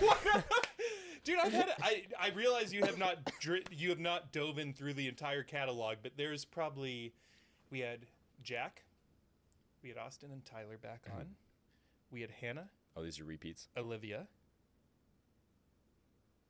My point is, there's probably under 10. So I would say this is my honor I'm bestowing on you. Yeah, I've enjoyed this conversation so much. I would like to do it again in a year after some time has passed. Yeah. I've grown, you've grown, and see where that conversation goes in another 12 to 18 months. Different. Wow, yeah. No, we got to stay in touch. All right, stay alive. What's that? Stay alive. This is stay alive. I was like, I think we're live right now. Hopefully, by the time we come back, I will have paid for apparently one of your skydiving trips, and we'll have jumped out of a plane together. Yeah. Fuck, man. Yeah. No, we should do that. That'd be fun. Okay, are you ready for your first unexpected question? I never am, David. I don't think anyone ever is, but let's do it. This one's an easy one. So these cards are split up into 3 levels. 3 levels, Level 1, 2, and 3. Yeah. This is a level 1, meaning it shouldn't be too hard. And I feel like we've already touched on some level 3 topics. Oh, good. So this should be a breeze. So what you're going to do is you're going to pull a card from the deck, read it out loud, and then give us your answer. Magic trick time, baby. Oh, this is going to be a hard one. I already know. This might grow your little pecs a little bit. Little, yeah. When was the last time you cried of happiness? I feel like that's a level 3. Fuck yeah, that's an easy one. Hell yeah, I saw Freebird by Leonard Skinner live in concert. That's an easy question. That's an easy question for me. I can pull another one. That was an easy question. I don't cry too often. My sisters, you better not try to confront me on that. But I saw Freebird. I went to Two Step In last year. If you're local, not local. If you're visiting Austin during the month of April, I highly encourage you to go to Two Step In. Not a sponsor, but oh man, I saw you know, it's obviously not you're old. Freebird by Leonard Skinner, man. It's a great. For the record, I'm rescinding his invitation to come back on the podcast. You will never see Jon Schorle again, so You'll see enjoy me this again next episode year. because David loves me all. he won't be back. Did David you fucking loves hear me. that comment? Oh my god! Hey, come on. It was a little bit of a side hook, but It's the Hey, look. one of the first guests. Well, no, in all seriousness, one of the first guests to bring me a gift, one of the first guests to make fun of me on my own podcast. Oh, come on. I gave you round I like appreciate donuts. that. We are you are my Am I you one of the are my first friend. to make fun of you, really? No, I don't. I'm not serious. You're not old, but you gotta, give you shit. You were like, you said something last night. I was like, oh, he's giving me shit. That's how we're gonna do it. Last night. Did we Yeah. talk last night? Yeah, we oh, did. it was. Oh, yeah. Wait, I actually wrote it down. Are you? Wait, hang on. Are you stalked to be here? Oh, fuck off. Oh, yeah. I didn't, and that was an honest mistake. I didn't know how to spell stoked. I know. I meant to say stoked, dude, and I spelled stalked. I don't know how to spell sometimes. Maybe writing's not your best skill. Yeah, I thought after it all. was. Speaking's better, but man, maybe you disagree with that We one. are just here to make fun of each other. Oh, it's, yes, it's we a are. good sign. It's a good And sign. They're tuning in for that. No, let me answer that question. The last time I cried of happiness was, I caught a guitar pick from them. Oh my, I'm not gonna branch off in the whole story, but Branch off. That's what we're here for. I was blessed to get free tickets by my good friend Annabelle. Annabelle, I love you. To your parents, I love you too. They gave me free tickets to well, not free, but they bought tickets. They had an extra ticket. And they allowed me to go with them. So we were watching Leonard Skinner, and I was sure to be a front row. And oh man, Skinner threw out some picks, and like guitar picks. And so it was right next. The first one was right next to me, and some dude got it and gave it to a girl, and I was pissed. I was like, it's right there. That girl doesn't give it. She doesn't care who Leonard Skinner is. I care. I've been listening to that, to them forever. They threw out another one, I think, during Simple Man, Sweet Home Alabama, and I dove on it, man. I got my foot stepped on by boots. I dove on that thing. I started crying. I don't ever cry, especially out of happiness. That's never happened, and so that I can recall. So anyway, got a pick from Leonard Skinner, and then I sort of shed a few tears, and then I heard Freebird, and it was just like, yeah, exciting. Good stuff. Good stuff. Yeah. I saw that you posted on your story the other day the lineup for Stagecoach this year, or is it Yeah. next year? You put it yeah. on your story. Yeah, no, yeah, next year, I'm sure. I think it's in April. I did Two Step In. Yeah, they're both in April, I guess. The Stagecoach's lineup is crazy. Yeah. I mean, it's California, dude. Everything's. But no, for Little Austin and for Little Georgetown, Little Austin. shit. I mean, Two Steps lineup is impressive. They got Chris Stapleton. I don't know if you listen to country, but they've got. I love country. I love. Do you I love really? real country, meaning like Chris Yeah. Stapleton. Do you know who He's Whiskey Myers is? Yeah, of course I do. Yeah. I love Whiskey Myers. Is probably my favorite right now. Really. Yeah. Broken Window Serenade. Yeah. Such a good song. Stoned. I don't know. I'm not a Whiskey Myers fan. We played him. I was in little like country duo, so we played that song on stage. We played a Broken Window Serenade. Yeah. No, those are good artists. They do have always like a rap artist. They have it. I don't know who they have a Stagecoach, but they have Big X the Plug. If you know who that is, they have him at Two Step. Anyway, no, it's a good time. Expensive time, but it's a good time. All right. So because you brought it up, Uh-oh. we haven't talked about this in maybe 10 or 15 episodes. So it's time for a comeback. Okay.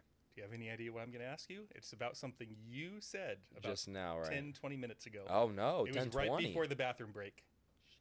No. Shit. Shit is right. Yeah. Shit Yeah. is Shoot. right. Shoot. Okay. There is going to be a gladiator battle. Oh my goodness. Okay. Let me ask it. Okay. At Okay. UT Stadium. How many? You've been to that stadium. How many does it hold? Oh, I don't know. Hang on. 100,000, Let I me don't get know. my Jamie. Hey Siri. Hey Siri. How many people does UT Stadium hold? Utah plays home games at Rice-Eccles Stadium, Well, which I didn't- holds more than Okay, I didn't ask about Utah, but the answer was 45,000. That's wrong. So before all the Texans no. get mad at me, Way just more. know I'm saying that's wrong. Go But Horns. The Gladiators are. We're having a modern. You wake up one morning. Okay. And you open your Instagram. The very first post is an ad saying that there is going to be a live gladiator battle at UT Stadium in front of 45,000 people that say money isn't an issue.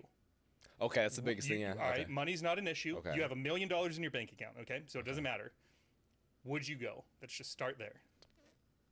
Whatever his name is, the last guy said, "Fuck yeah, I'm going to that." And he said, if I had a bush light in my hand, I'm dropping it. I'm quoting him, by the way. I watched the Don't episodes. quote him. Answer your answer. No, I've got the same answer. I'm watching that. Hell yeah, I am. It would be interesting, though. People wouldn't know how to act, especially now, 2025, 2026, seeing people die, get decapitated right in front of them. Yeah, that'd be interesting. And I don't know how I'd feel about it. I've never seen anyone die in front of me, thank the Lord. But yeah, I'd go to that. Who wouldn't? Oh, but a lot of people wouldn't. Excuse me, but Who do you think in your friends and family would go with you? Who's going to be there next to you on your left and your right? some of my dumbass friends would go. Such as give their first names. Give a couple shout outs. No, Luke wouldn't go. Just gonna be watching this. Damn. I think Mason would go. Mason Luna. Shout out Mason Luna. He would go. All right. Shout out Couple- Mason. couple I like Mike- you, Mason. He likes you, Mason. No, I'd want to go with like my family. I think me and my dad. Would dad. John go? John would go. I think so. I think if Would Lana go? no, hell no. She doesn't even like fighting. What about one of your two sisters? Well, Would the 11-year-old go? I was gonna say the 11-year-old would not go. See people get their heads cut off. Would you understand that concept at 11? I think I would. I think I by think the you- time I yeah. was 11, I was watching movies with people dying and Whoa, dude! Yeah, I saw Yeah. American Sniper. At, Yeah. I was like 7 years old. No, I don't know, 7. I think I saw it in theaters. They were like, to my dad, like, "Are you sure you want to bring him?" He's like, "Yeah, that's fine." So what about your American Sniper. 28-year-old sister? Would she go? 29. I don't think she would go. So all right, so you would be there, John would be there. What'd you say about Lana? Yes or no? No. All right, definitely so not. it's you, John, and Mason. That's a all weird right. group. Yeah. But we'd never get together. But yeah, I'm just thinking of people off the top of my head that would go. Yeah. Well, you never get together, but it's also a gladiator battle. It's not like Yeah, we're going to that's see special Mission occasion. Impossible. We're not going to Chuck E. 17. Cheese. Maybe we're going to see people get their heads cut off. All right, so Yeah. you and John and Mason Yeah. are at UT Stadium. Okay. There's 100,000 people, and in the arena there is 12 humans. And the bell dings, ding, ding, ding, ding, ding, ding, ding. They start fighting, and the first person gets a spear thrown through his chest. Oh man. What's your reaction? Oh shit. Probably be like, oh wow, like I don't know, but I'm having these like funny answers now, but being in there and seeing someone die right in front of you's got to be like the weirdest feeling because we're so hi baby, we're so empathetic. We're so empathetic as humans, and some of us babies are probably thinking, oh, that person has got a family, and we're not thinking of they signed up for that. What am I thinking? I don't know. That's I can only imagine. I would either be like, oh wow, but also at the same time be empathetic towards that person and their family. You know what I mean? It's a weird one. I've never had anyone die in front of me. Let's hope that never happens, but it's a weird one. So let's change the scenario a little bit. Let's say the 12 gladiators are volunteers. So maybe Yeah. I'm down there. It's just 12 people that were That like, yeah, wanna do it, I would sign up to go fight in this battle. But it's still sad. They got families and stuff. And I'm a little empathetic baby. Some people would just be like, yeah, I want to see, but it's kind of sad at the same time. So it doesn't really change anything for you. You'd still go. Your reaction would probably be the same. Dude, you live once. You live one time. I'd go. Hell yeah, I'd go. Why not? Do you think your reaction would change? So you would still go. Yeah. Do you think your reaction would change if it was 12 people who were on death row and that was their sentence to death? Is that 11 of them will die and whoever lives ends up getting set free? Does that change your reaction at all? No. Well, they're okay. Let's think realistically here. Are they the first group are volunteers? The second group are hardened criminals who have done horrible things to other people, such as children or women and children. They've done horrible things. Not saying that they're deserving of that, but I would go. I would go unless it was like people against their will. It's all sad. If it's people that want to fight, I'd go. I think I'd want to go. Yeah. Would it change your perspective if it's people on death row? No. Yeah, you're a sick bastard. You'd go either way. No matter who the 12 people are, You just want people to if die, I wake man. up on a Tuesday morning and I see an ad that there's a gladiator battle in Austin, Texas, I'm going. You're soft if you don't go to that. Come on now. You're gonna have some rough dudes in that crowd, but yeah. I'd You go know to what's that. funny is I've only ever asked. Let me make a note real quick. Ask Anne Marie, or no, not Marie, Brienne. I get my people mixed up. He's already thinking of you, Brian.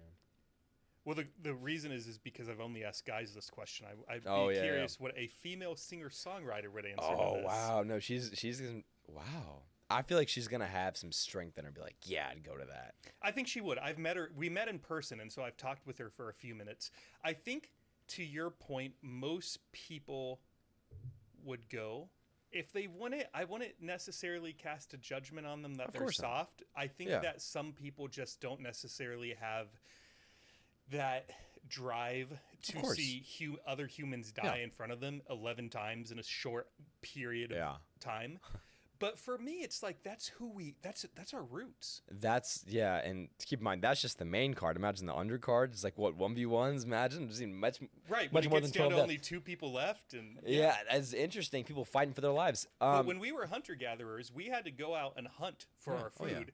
And so we might go out with a pack of 15 people, whoever the hunters were, and we might be fighting this creature, this lion, this bear, and in front of us see one of our comrades die, and then the rest of us get the bear, and we take the I animal wonder- back to the camp, and we skin it, and we have food. But it was like, man, Isn't God it damn it, sad we to let them? John in our hunting party today. That That's- fucking sucks. It's back in the caveman days, but is that sad to them? I wonder. Like, you know what I mean? They don't have this. They're still empathetic. I believe they're still human, but are they sad about that? Is that just like an everyday thing? I'm sure it is. They're less empathetic than we are. Obviously. Or is it more of an honorable thing? Like, hey, Yeah, our camp yeah. would not be eating today if it wasn't for John's sacrifice. Yeah, hell yeah. And they wouldn't be as sad. Wouldn't be as, have as much sorrow for. I don't know. I think they would honor that person. Of course they would. Yeah. Of I course don't think they it'd be sadness. I think it'd be like, we are here because of him. Of course. And that's just the way life is. That's the way for them. They don't got H-E-B. we don't They don't got Walmart. They got that bear over there. Fucking that you eat or not. That's crazy. You know what was funny about when I first moved to Texas was I had only been here about 30 days, and we had that ice storm and all the power got knocked out. And I drove to HEB one day to pick up some stuff. Yeah. And the entire perimeter of the grocery store was empty. All the produce was gone. All the meat was gone. All the milk products were gone. You basically just had the middle aisles. Yeah. So I was stuck with tortillas, canned food, bread, baking goods, Kids' toys. toys, dog food. Fortunately, I could still Carpets. feed Dad. Yeah. Dude, that was because, as you may or may not know, in California, we do not have ice storms. No, we don't. No, we don't. Especially even Northern California. I mean, try Southern California. It varies 10 degrees all year. But even where we are, no, of course not. No. And so it's interesting. It was like COVID part 2, but snow instead of, a foreign disease. It was interesting. It was really interesting. And not having a 4-wheel drive car, which we do, we are fortunate enough to where we have 2 4-wheel drive cars. So we were able to go to the store. We were getting neighbors water. And it's incredible how underprepared some people are. They don't have toilet paper. They don't have water. They don't have firewood. And so we would be like the gatherers. Anyway, yeah, no, but there's nothing like that in California, obviously. No. No, of course not. Mm-mm. Dude, isn't it crazy that some people live in areas where there's tornadoes? Oklahoma, yeah. There's a guy in California, an old friend of mine named Larry, old man like me. Oh, And Larry told me this. He's like 25. He's my age, a little older than I am. He's probably like in his 40s now. But he was telling me about this time that they had a tornado, and so all the sirens go off. They go underground. The tornado hits. They know it's safe.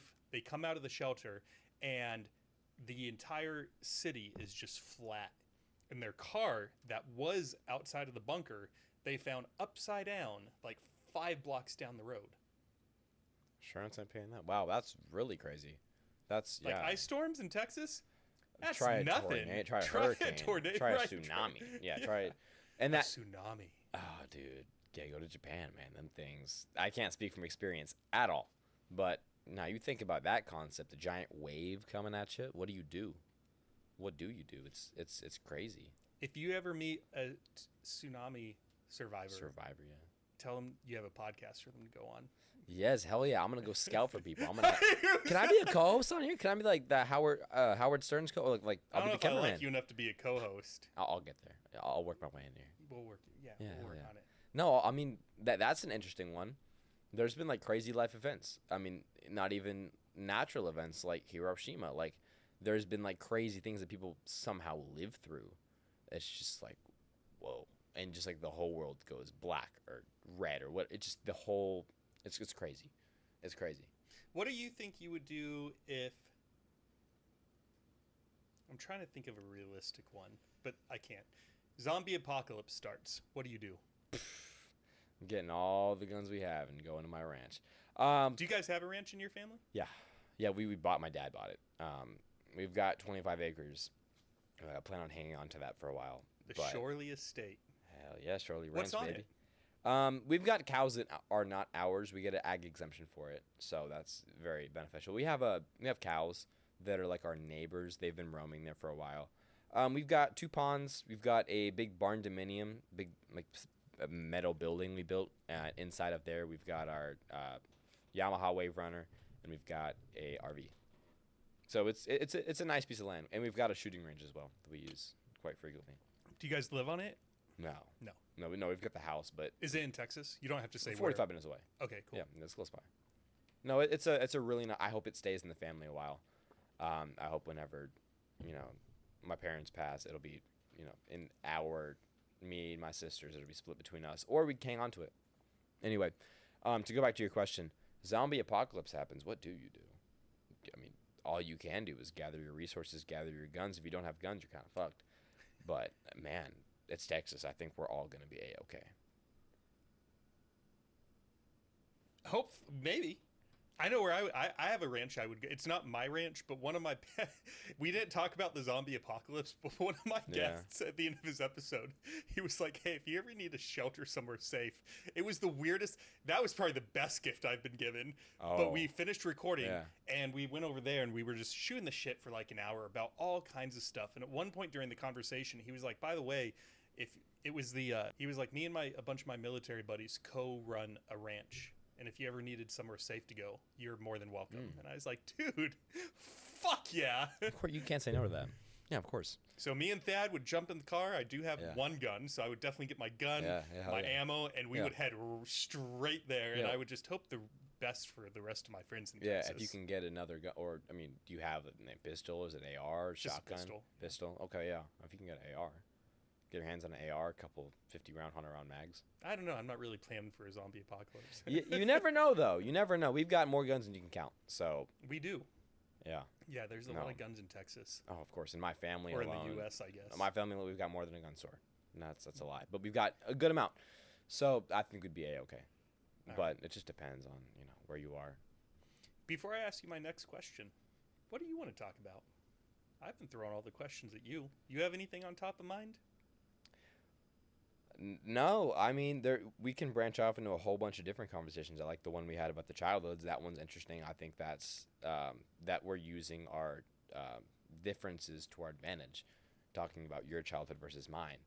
And it'll be interesting if you get some someone born in 2010, someone born in the future, you get them in their experience. Excuse me. That's interesting to me. And the whole AI thing, TikTok thing, how it's changed their way of thinking, if it's been positive or negative. Did you ever see any of the Matrix movies? I know you said you're not a big movie guy. No, I but didn't, and I need to. Dude, I want to tell you to watch a lot of movies, Matrix is one of them. but you should. I don't know if it will have the same effect on you as it did on me, because when we saw the Matrix in the 90s when it came out, Yeah. it was like a what the fuck. Oh, really? But now in 2025, Yeah. now that AI is a thing and all this other stuff, it's like, oh, all this stuff in the Matrix is becoming reality. Oh, So you might not really? like it as much because you 'Cause it's weren't just alive more- in the 90s. So it was It's foreign. it's of course it isn't like Back to the Future 2. That's one we can relate on, right? You've seen it? Back to the Future 2? I saw the first one. Okay, really? You haven't I seen don't the second remember or if third? I saw the second or not. Second one's based in 2015. Whoa, 10 years ago, motherfucker. That was filmed in like 1984. That was 30, 40 years in the future. They had flying cars and they did have flat screen TVs. They did that right. We've got them now. But yeah, it's interesting that people's view of the future. What is 2060 going to look like? What is 2100 going to look? What are these years going to look like? We just have these warped ideas.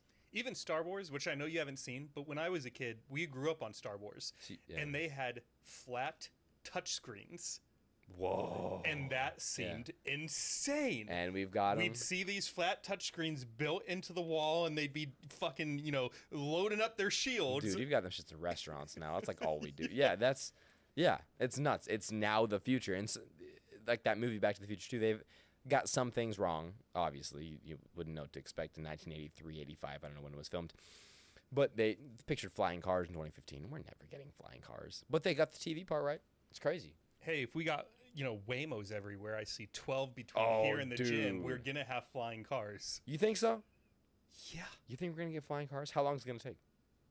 Maybe 2040. I think I said 2040. I thought you were going to say 20 to 40 years. That's in 20 years. That's 15 years. 2040, you think we're going to get flying cars? But think about how fast everything is moving. It's true. We didn't have did we have AI in 2020? If we did, it was bad. It was making humans 20 fingers. Yeah, and now it's progressing. It's day by day.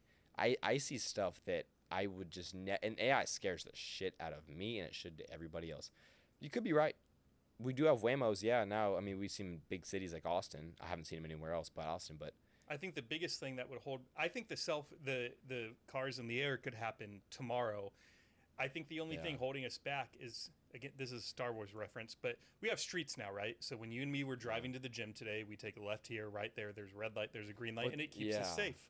I think the only thing holding us back is how are we going to create, for lack of a better term, roads in the air? How are we gonna have lights? Because if we're all just flying everywhere, we're going to be crashing into each other, and there's going to be all this senseless death. Yeah. So we just have to come up with a way to create that, and then we'll be good.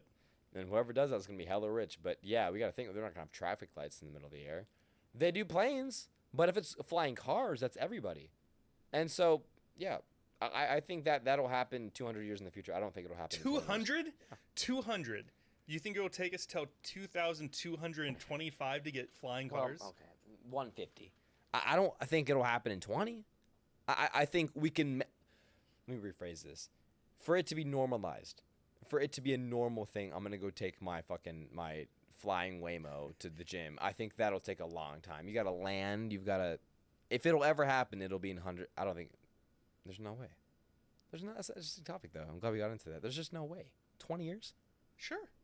It's possible. I think we could do it, but you're absolutely correct. Think about the fact that we didn't have, when I was born, we didn't have the internet.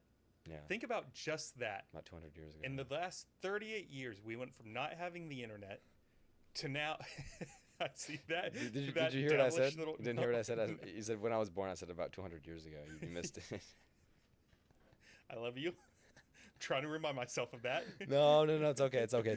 You're that little You're fucking, much bigger. You're that little fucking brother I always wanted, and now I'm not sure if I wanted him or not. Because that's probably exactly how he would talk to Everything me. happens for a reason. We talked about that.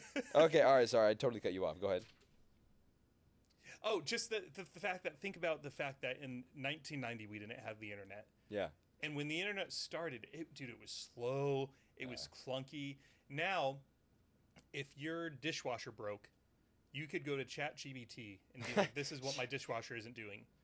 And it would give you the solution in seconds. Yeah. We didn't have that knowledge when I was born. ChatGPT is different. I started using that about 3 weeks ago. I'm a little bit late, I know, but wow. No, it's a bit scary. I looked up my name, or I guess my dad's name, our name, and it could tell me everything about my dad. And it's just crazy to me. If I look up my name, I could find a lot that I don't want other people to find. And AI, let alone, all it does is gather everything from the internet. And now it's like developing a mind of its own. AI is scary as shit. I didn't even think to ask AI about you. Or any guest. No, Usually I do it all on my own. I'll Google you. Yeah. I'll look you up on Facebook, Instagram, YouTube, LinkedIn.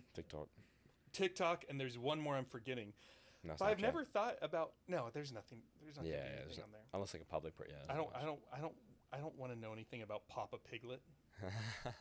There's not much on there. Y'all can follow that, but there's nothing. I'm too lazy to do TikTok. I already do Instagram. Yeah, no, it's crazy. All it does now. Okay, think about this. All it does now is just pull everything together from online, which is cool enough. it's like a graphic organizer. It puts everything together. Imagine when that shit develops a mind of its own, and that thing starts getting I don't know how AI works. I'm not an AI guy, but I don't. It's just the idea of it is scary to me. And Elon Musk was correct. That shit, AI is scary. Are you looking at my name on AI? Yeah. Oh my god, it's my dad's name right now, but.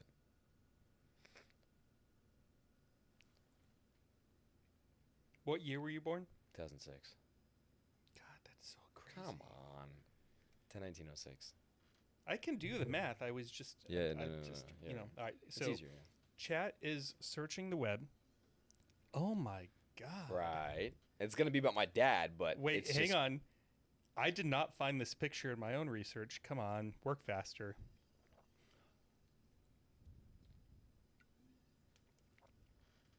Is that you in the middle? Yeah, I knew you were going to bring that picture up. Me, my dad, and Dana White. Is that on like your dad's Facebook or something? No, online. I don't know. If you look up our name, me and my dad, my grandfather's name, if you look up our name, that's the first picture, one of the first pictures that pops up. Yeah, that's me. I thought you were going to have that. It's right there. That's me. This is all your dad. Yeah, it's my dad. American referee. He supervised the referee at high-profile matches involving big names like Vitaly Klitschko. Thank you. He is also credited in film, TV credits related to sports fights under the name Jon Schorle II. You're the third? Yeah. Yeah. Yeah, this is all your dad. Yeah, it's my dad. Did he work at UT for a little bit? Yeah, he did. Was he a mechanic for a little bit? Yeah, 13 years. Yeah. And it says, wow, it says that. Because it pulls everything together from articles that my dad's done, interviews he's done. So it pulls everything together, which is crazy. Like, I don't know. Maybe I'm just shooting shit. Someone's going to be watching this, like, this guy's a fucking idiot. But I think it's crazy to me, just the power of it. AI is terrifying. It's scary as shit. It's a little scary. Yeah. You want to hear something funny about David O'Clair? Yeah. Before I started the podcast, if you Googled my name, the first person was some guy in the Midwest that murdered his mother by burning her house down while she was inside of it. Wow. Because I Googled my name at some point. See, Now, if you Google David O'Clair, Yeah, all you find is the podcast. See, now you're doing good to the world. You're filtering the bad shit. You're becoming. This is the good David. I like this guy. Yeah. Just don't make the same mistake. But hell yeah, don't run your mom down. But yeah, hell yeah, you're doing good in the world.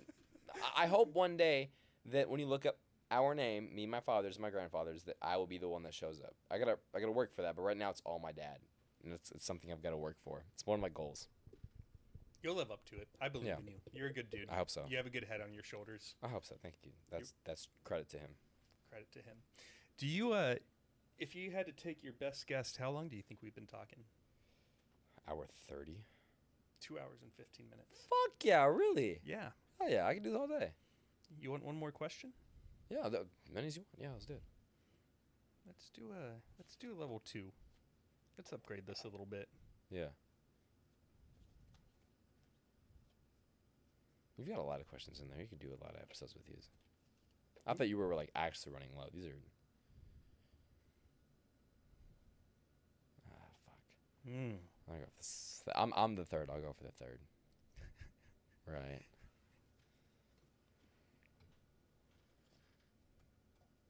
What did you learn from your greatest failure?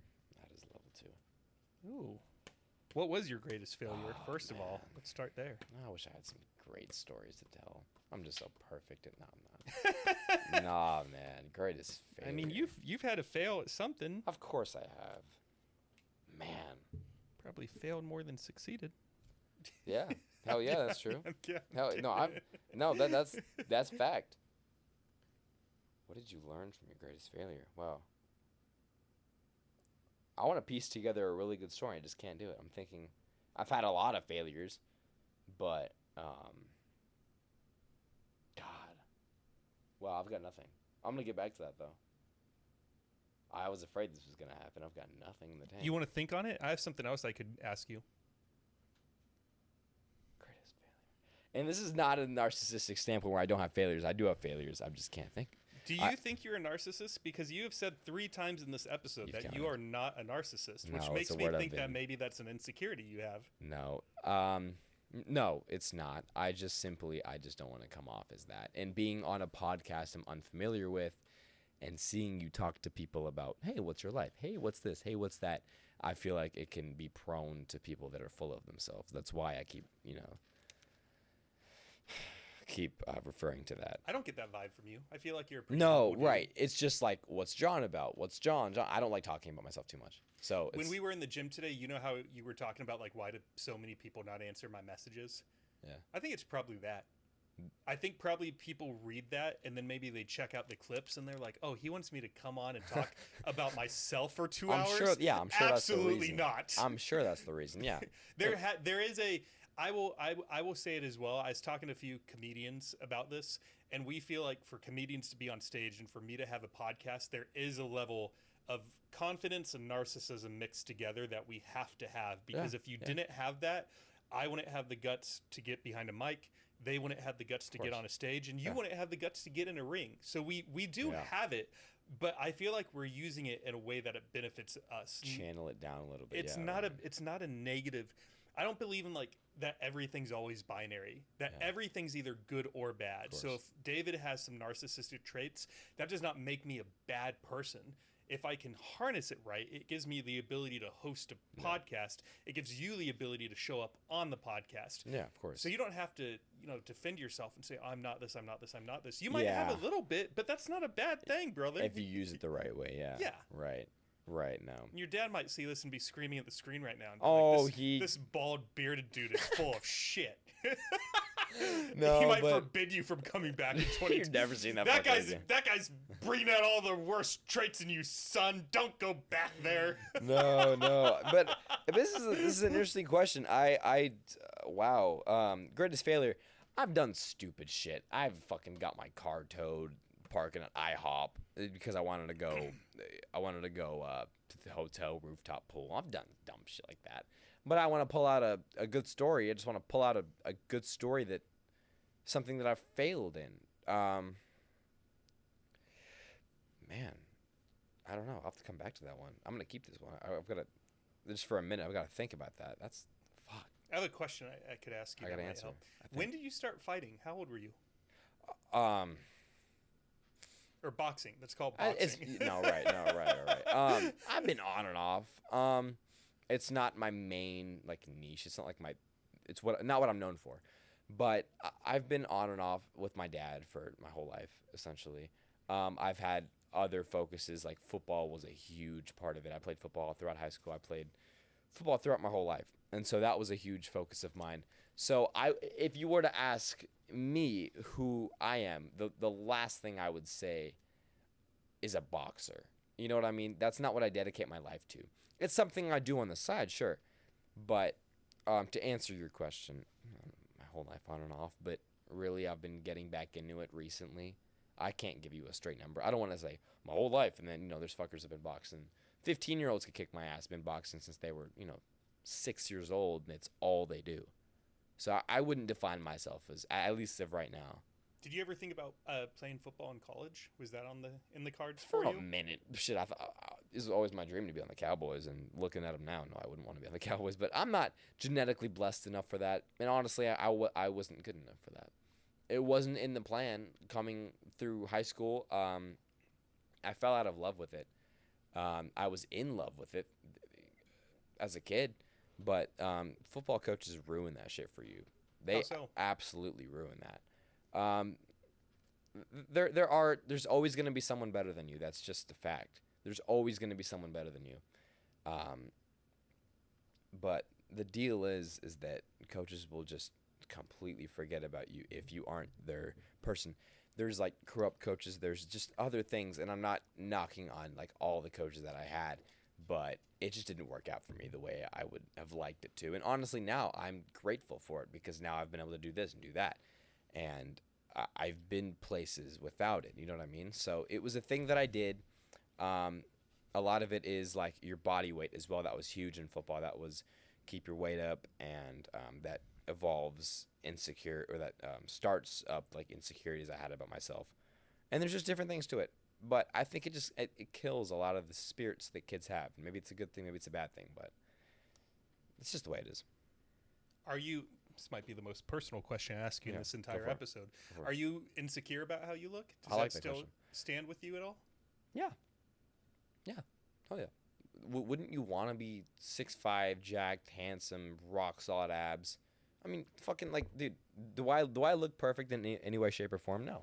Does anybody? No. But no one does. Absolutely no one does. I've worked very hard at my figure and at my body and at my mind.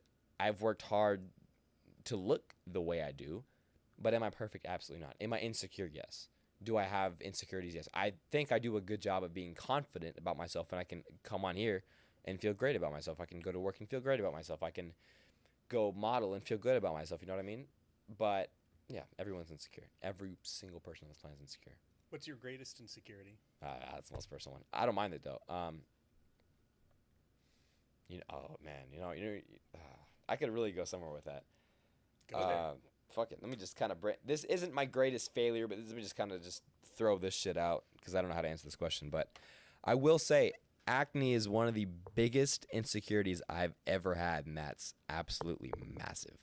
I had the worst skin that you've ever seen. It was all. I'm sure you can tell I've got scars, and I'm not completely over it being young, but I had it on my back, I had it on my chest, and it's not hygiene, it's genetics. It can be hygiene, but it's genetics. That was I don't want to sound like super like sad and emotional because it wasn't a horrible time, but it was the worst time of my life for sure so far. There's other people dealing with other things, and I was constantly reminding myself, there's a kid who wishes they were in my shoes. You know what I mean? Mm-hmm. But for me personally, that was the worst thing I went through was my skin. That was like my biggest insecurity at that point. It was the worst, man. Just imagine I just didn't feel confident. I had like these braces with the lisp. I had a little mouthpiece there, so I had like a bite plate, they called it. So I had a lisp and horrible skin. Like it was all over my face, my back, anyway. That was my biggest insecurity. Now I don't know. I have insecurities now. Being young is kind of one of them. You know what I mean? Yeah. I hop on a stage like this or even a bigger stage, and they're like, "Oh, hey, buddy," like fucking, hey, little guy. So it's just shit you come through, or get through rather. You know what I mean? When did the acne? When was it at its worst, and how did you tame it? Fuck yeah, I wanted to get into this because I know there's people out there. Not they're listening. If they are, man, get through it. Get on Accutane. But when did it start? It started about when I was like 14. Went through about maybe 15. I was 15. It was okay freshman year. It was it got bad when I ate like junk food, and it just started to get worse and worse and worse. And shit, I'm washing my face. I'm doing everything right. What am I doing wrong? And it was so bad, and my mom didn't know what to do. I didn't know what to do, and the house isn't burning down. It wasn't the worst thing in the world, but to me, it was like my whole world was just like altered. Anyway, about junior year of high school is the worst it's ever been, and my face was puffy. And anyway, thank God dermatologists exist, and I had the resources to go talk to them and get that figured out. Biggest insecurity is that worst point it ever got was my junior year of high school, to answer your questions. How'd that affect your junior year of high school? Made me insecure as shit, man. Honestly, it was just you never went through that, did you? Like No. Something like that. No, it's just. Well, I mean, I even imagine like today when we showed up at the gym, you had a cutoff on, and like I'm sure like were you even afraid to like take your shirt off or like? Fuck yeah, you were probably covering up as much as you could because you didn't want people. How to do see I that. cover my face though? I would have a hoodie with headphones. You know what I mean? I would be so reserved. Man, it was horrible. I'll show you pictures. It was. I'm open about it now because, not that I have a huge voice, but I feel that it's important that I share that story because there's kids out there. I just feel empathetic for. They just get. That's the one thing I got picked on. I kicked some dude in the leg because of that. He was just picking on me. It really gets to you. It affected my junior year of high school. It made me insecure, and it did affect even the way that I dressed. We would go shower in football, and you go shower with a whole bunch of dudes. Right. Taking my shirt off, and I just look like a mess, dude. Like, oh, you don't wash your back. Yes, the fuck I do. It's genetics. Fuck off. It's crazy. It's an insecurity. That's the biggest one I've dealt with so far. Yeah. There's a kid at one of the gyms here in Texas who's going through that right now. Yep. And his doctor is able to assign him a prescription of some sort that tames the acne. Accutane, but probably. It throws his I think he says it throws his attention off. So he's like, the acne's gone, But now, like, I can never focus. So he'll be Yeah. in school and he'll just be like, duh, duh, duh. And he's like, I don't know which devil is worse. Shit, that's like my do I normal want to life. be able to focus on Yeah. my conversation with John, or And have terrible do I skin, want to have or- terrible skin all over the place? Me, I want to look pretty. Shit, I'm taking that Accutane. I don't give a shit. I want to look pretty. You know what I mean? Yeah. I don't get. I'm an. I gotta look good. So, that's an interesting one. Man, you've got to really got to weigh your pros and cons. However, I don't think it's that black and white. Man, I've always been against ADHD pills, but I don't think that's what they're giving him, though. No, It's right, a side effect right. of, it's not, I almost want to text him, but I'm not going to I'm sure because it's Accutane. I'm with you. Yeah. But was that the solution Yeah. for you? Yeah. We'll get off him for a minute. Is you got Accutane and it Yeah. cleaned most of it up? Oh hell yeah, I did. How quickly? 13 months. I was on that shit for a year and a month. It worked. It did work quick. I've seen TikToks where it's worked in like 2 months, and it can be hard on your liver, and you can't really drink while on it. That's the biggest thing, and it's hard on your liver. It makes you dry. That's the biggest side effect. I've heard it can stunt growth, and so When you say it makes you dry, like cotton mouthed, or what do you mean by that? it makes your nose, your lips. You notice I put on. Oh. You go back and watch this. I've put on chapstick like 3 different times. I still have these side effects. I have a weak stomach. It messes with your stomach too. So it's got side effects, but honestly, I'll deal with them. That was the biggest insecurity, and I would do anything to not go back to that. You know what I mean?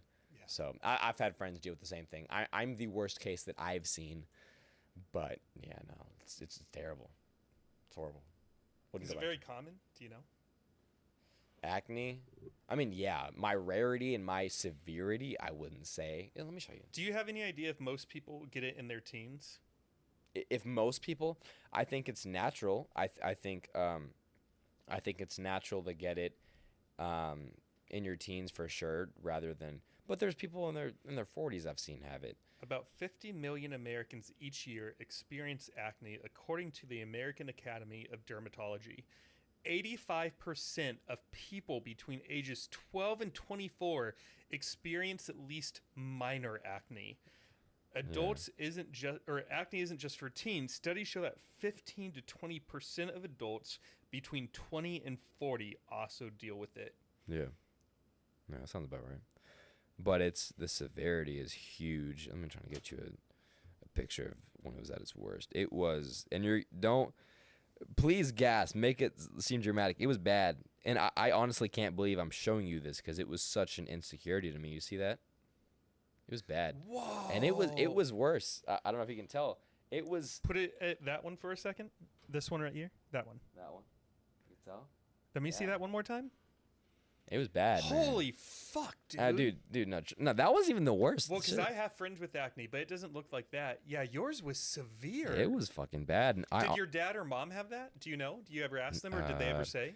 My dad likes to say that he had breakouts, but nothing like mine. My mom, nothing like mine.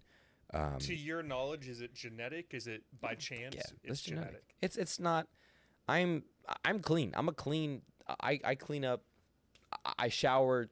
At that point, even now I shower 2-3 times a day, which isn't the greatest for your skin. But I would shower then, football, and then come home from school. No, it's genetic. It is 100% genetic. I'm not a doctor, but I can tell you that's genetic. I would be taking care of my skin. They put me on topicals, which just means you put it on your face, and so I'd have like a full routine, and so I'd go through that, and then they were like, all right, it's not working. Accutane. It worked. No complaints. Wow. Biggest insecurity I had. Yeah, I'm sure I've got more pictures. That's not even the worst. It was just like fucking like, I just touch my face and it just bumps. It's disgusting. It's not appealing.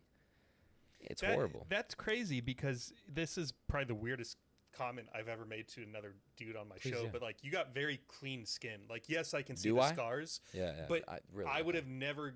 They almost just look like pimples in a way. Okay. I would have never guessed that you used to have a case of Fucking hell. acne that bad. That made my whole head, my bald head, my old bald head Yeah. itch. It makes you. It Like gets. my hair's grown back. Well, it's one of those things where it's just like it's not cancer, and it's not. It's. Well, but dude, it affects us. Like I Yeah. was a chubby kid Yeah. growing up, and I that was too. affected me a ton. Of course it does. Because people make comments, they're kids, you I'm know? bi- and then you my say, I'm buddies big would pass boned. by me and like fucking poke me in the belly and be like, "What's that, David?" And it would like ruin my fucking day because Yeah. we don't have the tools in our tool belt yet to deal with that kind And of you thing. just want to like, you just tense up and your face gets all red and you don't know how to just.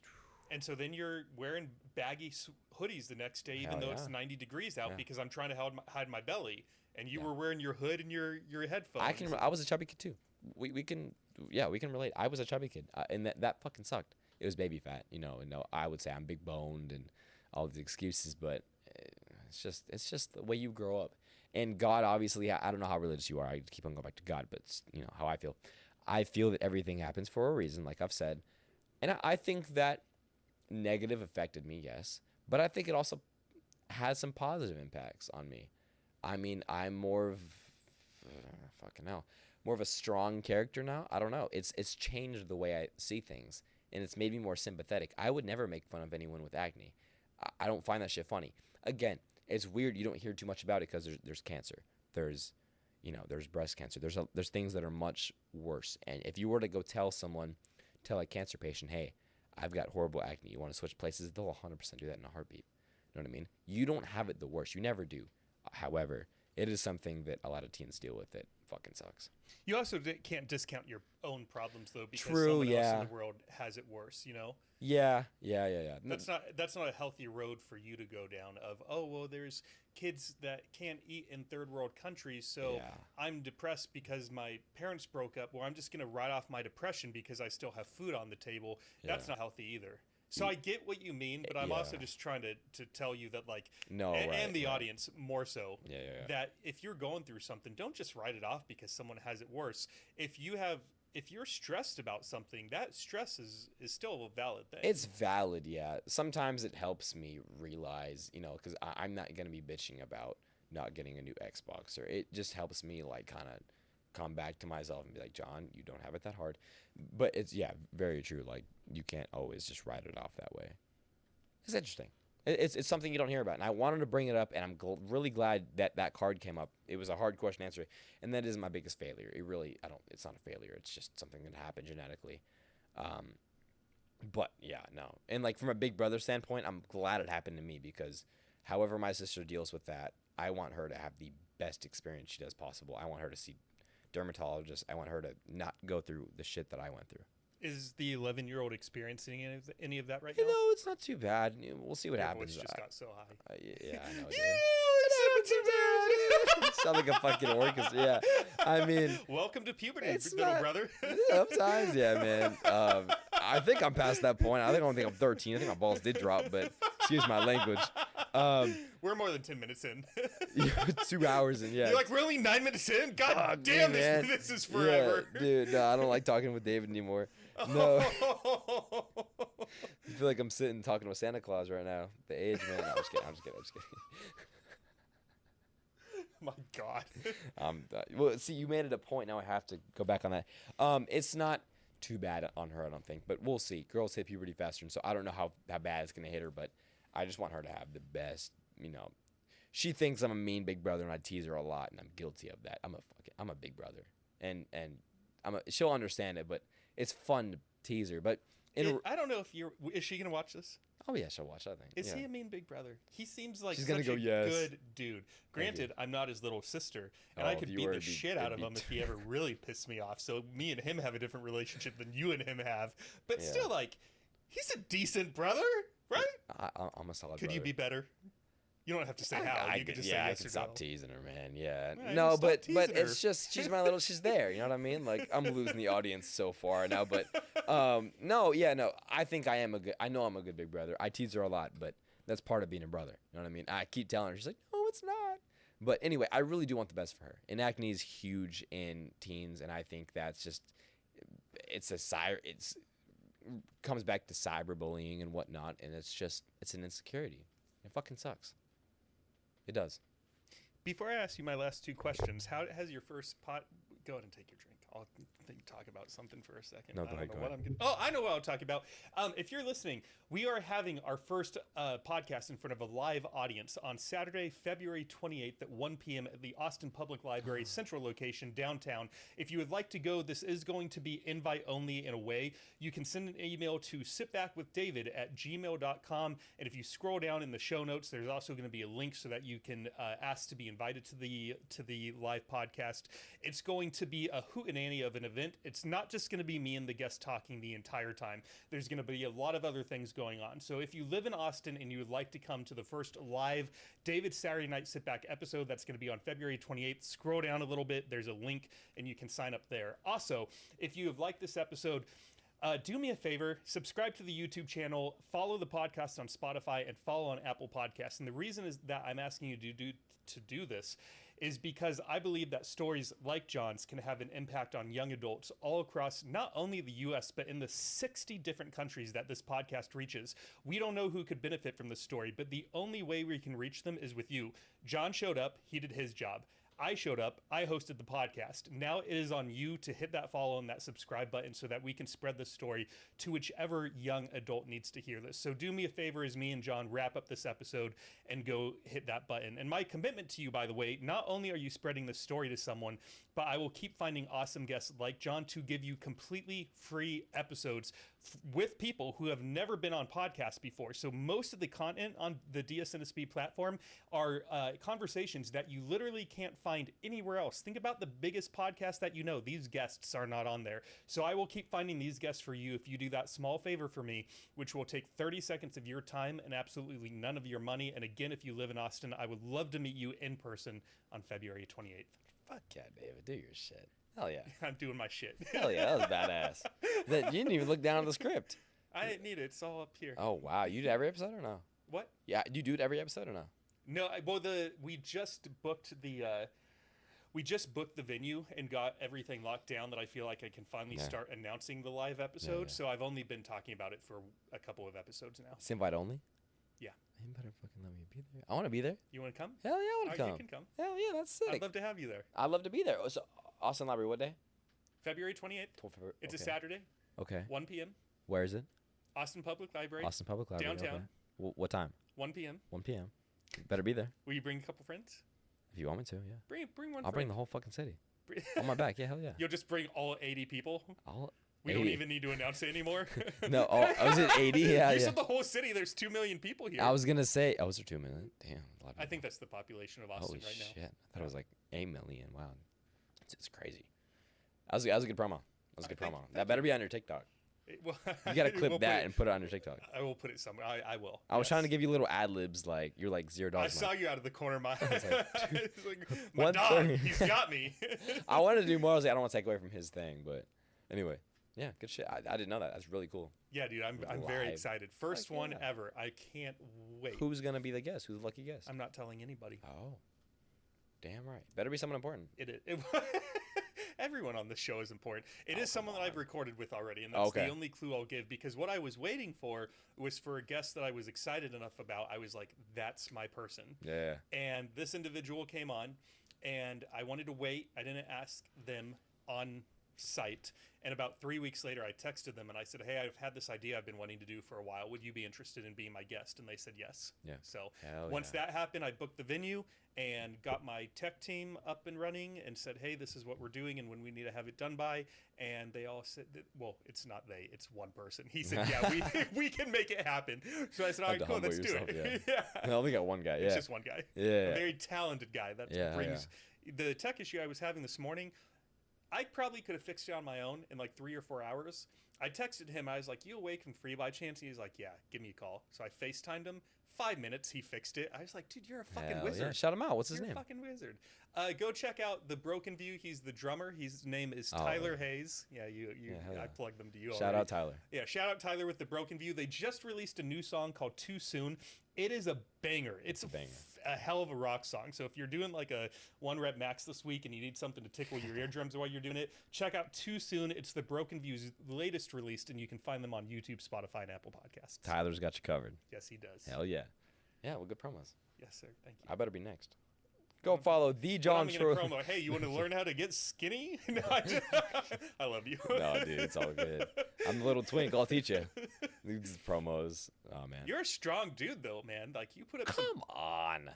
Not You really. were repping 65 on dumbbells. That's good. I guess. I don't know. I haven't lifted in a while. I could probably get up to 75. Let me rephrase this. Considering you haven't worked out in a month and you threw up the weight that you did, you're not weak. I'm not weak, but man, I wish I was stronger. It's priorities, man. It's like what do you want to do? What do you want to get best at? What do you want to how do you word that? Whatever.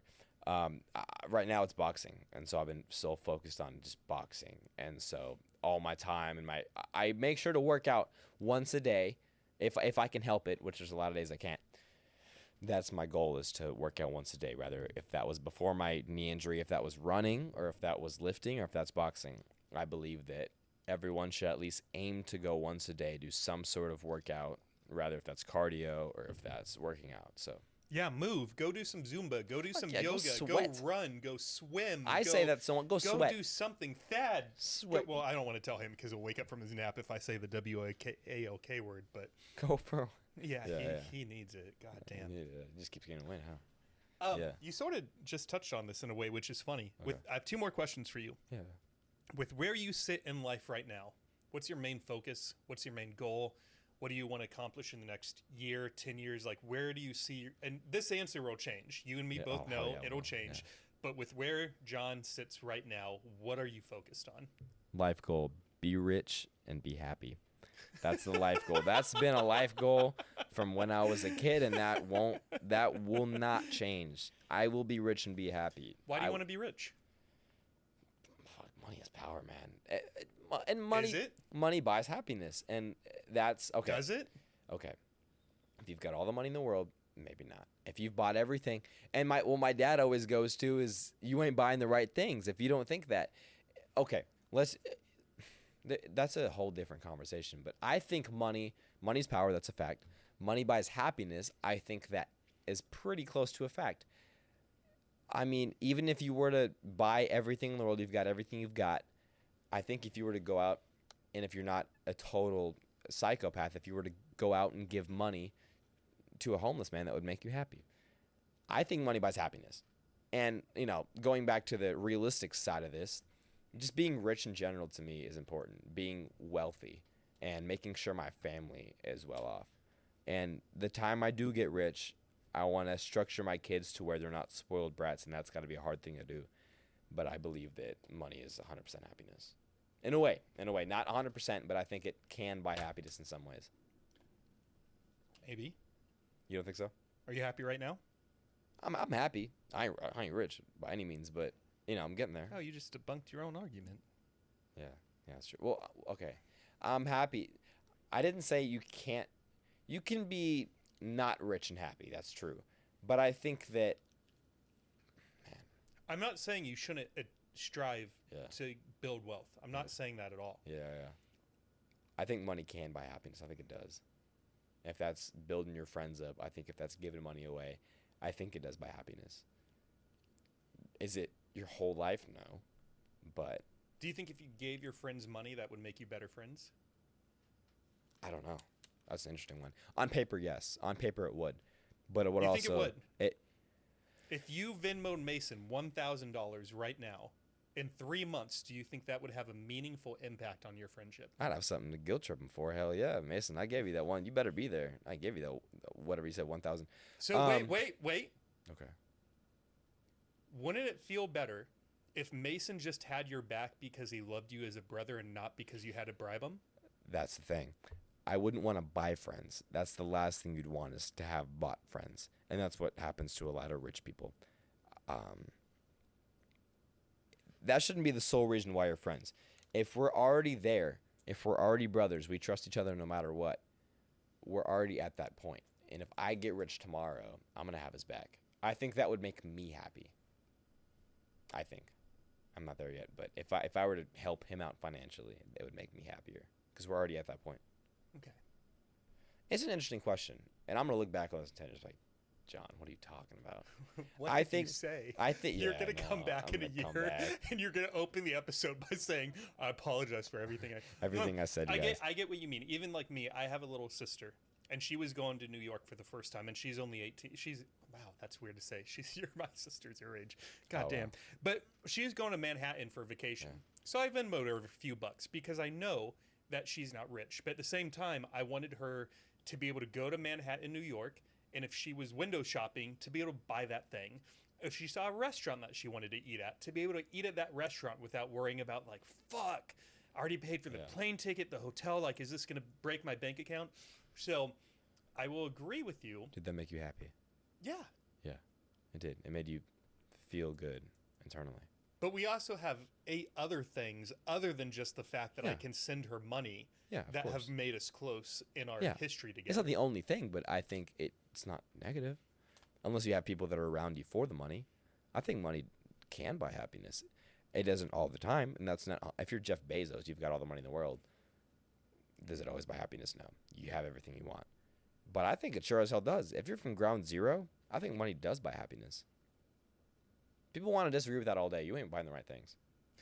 I'm telling you, if you've got unlimited money, sure, but let's be realistic here. An average Joe, like, you and I, or I, you know what I mean? It's just like, hell yeah, it's buying me happiness. It's what comes with money, not the paper. It's not the number you see in your bank account. It's the memories that come with it. I just hope you can find things on your journey to being rich that you can also Yes, find happiness yes, in. of course. And I've heard so many rich people say it's the journey. It's not the wealth at the end. I didn't say that was most significant. You know what I mean? It's just, I think it does. Interesting. I don't know how we got there. Oh, what was your life goals, or what was your goals? And then you said be Be rich, rich and and then I happy. said, why do you want to be rich? And you said, because then I could be happy. And then I said, well, dude, just being rich would that's buy you happiness. branched And, off. yeah. That's how podcast works with 2 ADHDers. But We actually stayed very focused during that topic. I think we did, but we branch off. Yeah, Part no. of the reason I ask is because I feel like the happiest man alive, and my bank account isn't huge. But the fact that I got to sit here with you today in this beautiful space and have this conversation, we would have never met if I hadn't had this. If I slipped into your DMs and was like, John, can I buy you a cup of coffee and can we talk for 3 hours? You'd be like, no way, freak, fuck off. And you'd send your goon squad after me to beat the shit out. You know what I mean? You'd be like, you'd go to your dad's fighting friends and be like, this guy's weird. Let's kick him out of Austin. Man. Yeah, hell yeah. So I feel incredibly, dude. I'm at the happiest place I've ever been, and I don't have significantly amount more money than I did 3 years ago. But the fact that we are impacting people's lives in 60 different countries in this very moment is sort of wild. It is nuts. Like, think about it. It feels like it's just you and me, but it's not. They're all here with us right now. Wow. It's good to meet y'all. I'm John, Austin, Texas. I'm John. Drop a comment where y'all are from. That's crazy. That is nuts, by the way. You've done something right. You've done a lot of things right for that to happen. It's been fun. Wow. Yeah, no, my life goals, I mean, what are yours? Is be happy, not, as John Lennon said, I heard a story from my dad's the biggest Beatle fan in the world. He was telling me that a teacher had asked him, what do you want to be when you grow up? And he just said happy. And I've always remembered that. John Lennon said that. I don't know if it's a true story, but that's what he told me.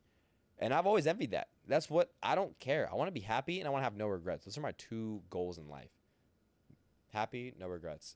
And at the end of the day, if I can die a peaceful death, pray to God that happens. If I can die on that bed and just think about life with my family surrounding me, I can think, man, I did everything I wanted to do.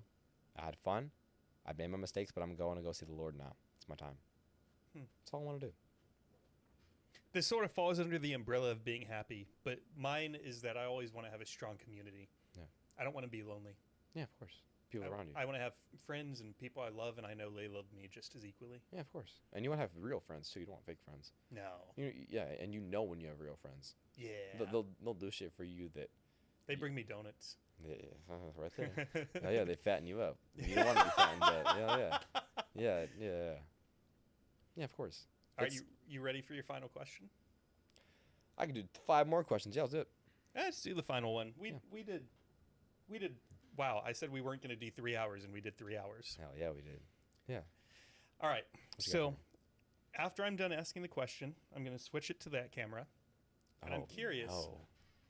You gotta get ready for this. This is a deep one. And if you want to think about this, and if we have a moment or 2 of silence, that's fine. Yeah. Because it's a big one. Start tearing up and stuff by time. No. I mean, you might cry, but I Yeah. don't think you will. So you have a unique opportunity where, like I mentioned to you in the gym, most of the people that are on the show are above the main demographic. So this show is 65% 24 years of age or younger. Almost an even 65%. Yeah. Yeah. So over half of the show is Okay. is young adults 24 years of age or younger. Knowing that that's who you're talking to today, if you could look into that camera and give them any one piece of advice, wisdom, something that you think they should know based off your own life experiences. They're hearing from someone their own age. Yeah. One of the first time this has happened in DSNSB history. What do you think you would tell them? Oh, here comes the camera switch. Hey guys, how you doing? I don't think I'm the right person to be giving advice, but You're not. from I don't have that much experience yet. I'll come back to you next year if David will have me. But what I've noticed, if you can smile through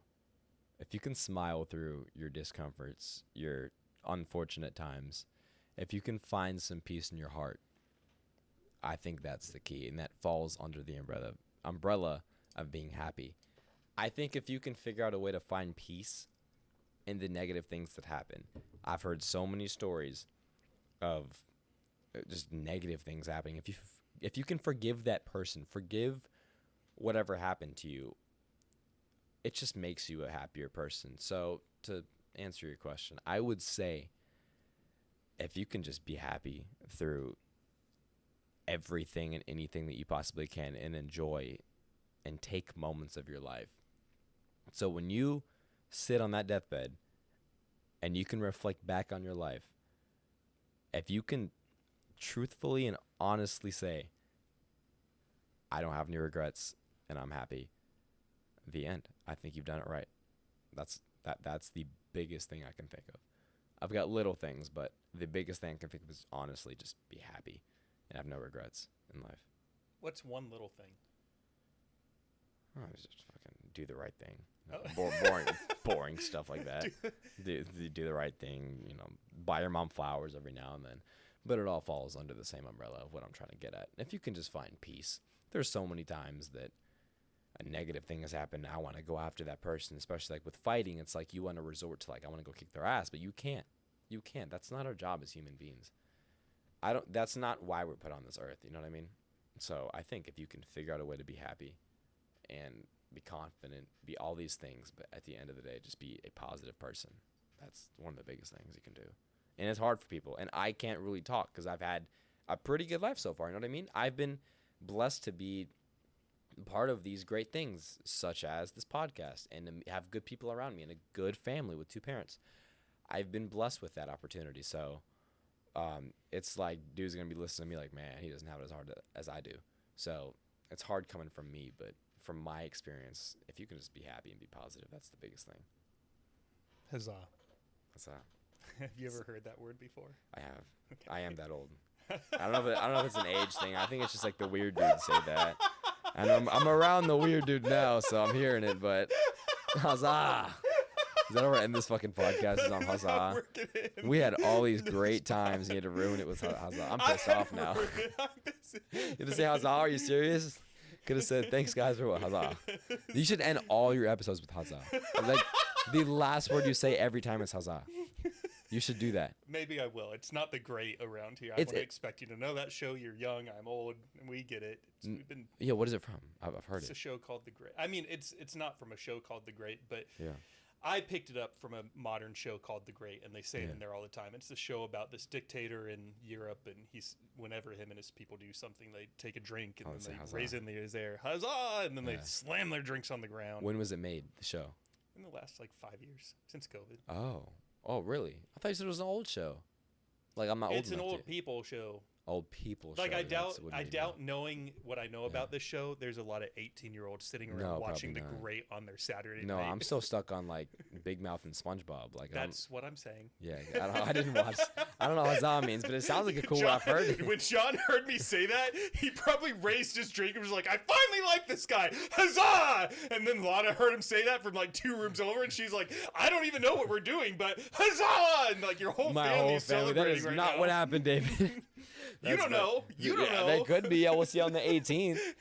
Yeah, we'll see if they're all raising their drinks every time we eat dinner, man. I'll be pretty pissed off. This podcast Your family's gonna start start saying a that whole at the tradition. end of every family dinner. Oh, I'm gonna be so pissed. Man, David has an impact on my family directly now. That's crazy. You should start ending your podcast. Like here. Well, all right, Huzzah. wait, hang on. We're not ending it now. I'm just saying. All right, wait, guys. Huzzah! Huzzah! I'm practicing.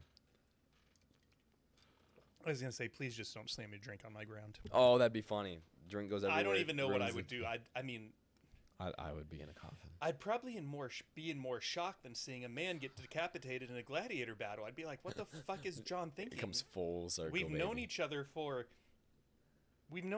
9 hours. I and got he's caught already, up in the He's moment, always man. shattering glass. I got caught up in the moment. That's okay.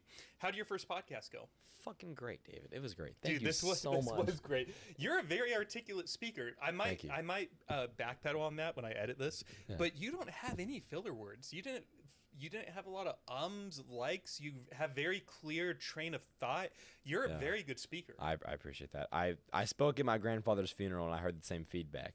I think it's just when you slow down and think about, and you learn more intelligent words instead of saying sad, you say sorrow, or instead of saying Cool. please. Or instead of say yeah. Riz, you say cool. Yeah, don't say Riz. Thank Too old for that. Like instead of saying please, you say may I. You know what I mean? And just have a greater vocabulary and slow down with what you say. I'm not the one you should be taking advice from, but if I've learned anything, it's just by speaking to people and by listening to intelligent people speak. You learn more things. There you go. You just become a product of what you're surrounded by. You know what I mean? Huzzah. Huzzah! Hell yeah! How's it? All right, John, we're going to end this thing. That's great. John, thank you for being here. I really Thank you for having appreciate it, brother. To the audience, thank you as always for tuning in. You guys know what to do. Hopefully you've already done it since I've asked you to It's a that couple button minutes down ago. there. Go have a healthy and happy Saturday night, and we will see you next week on David's Saturday Night Sit Back. Good night, everyone.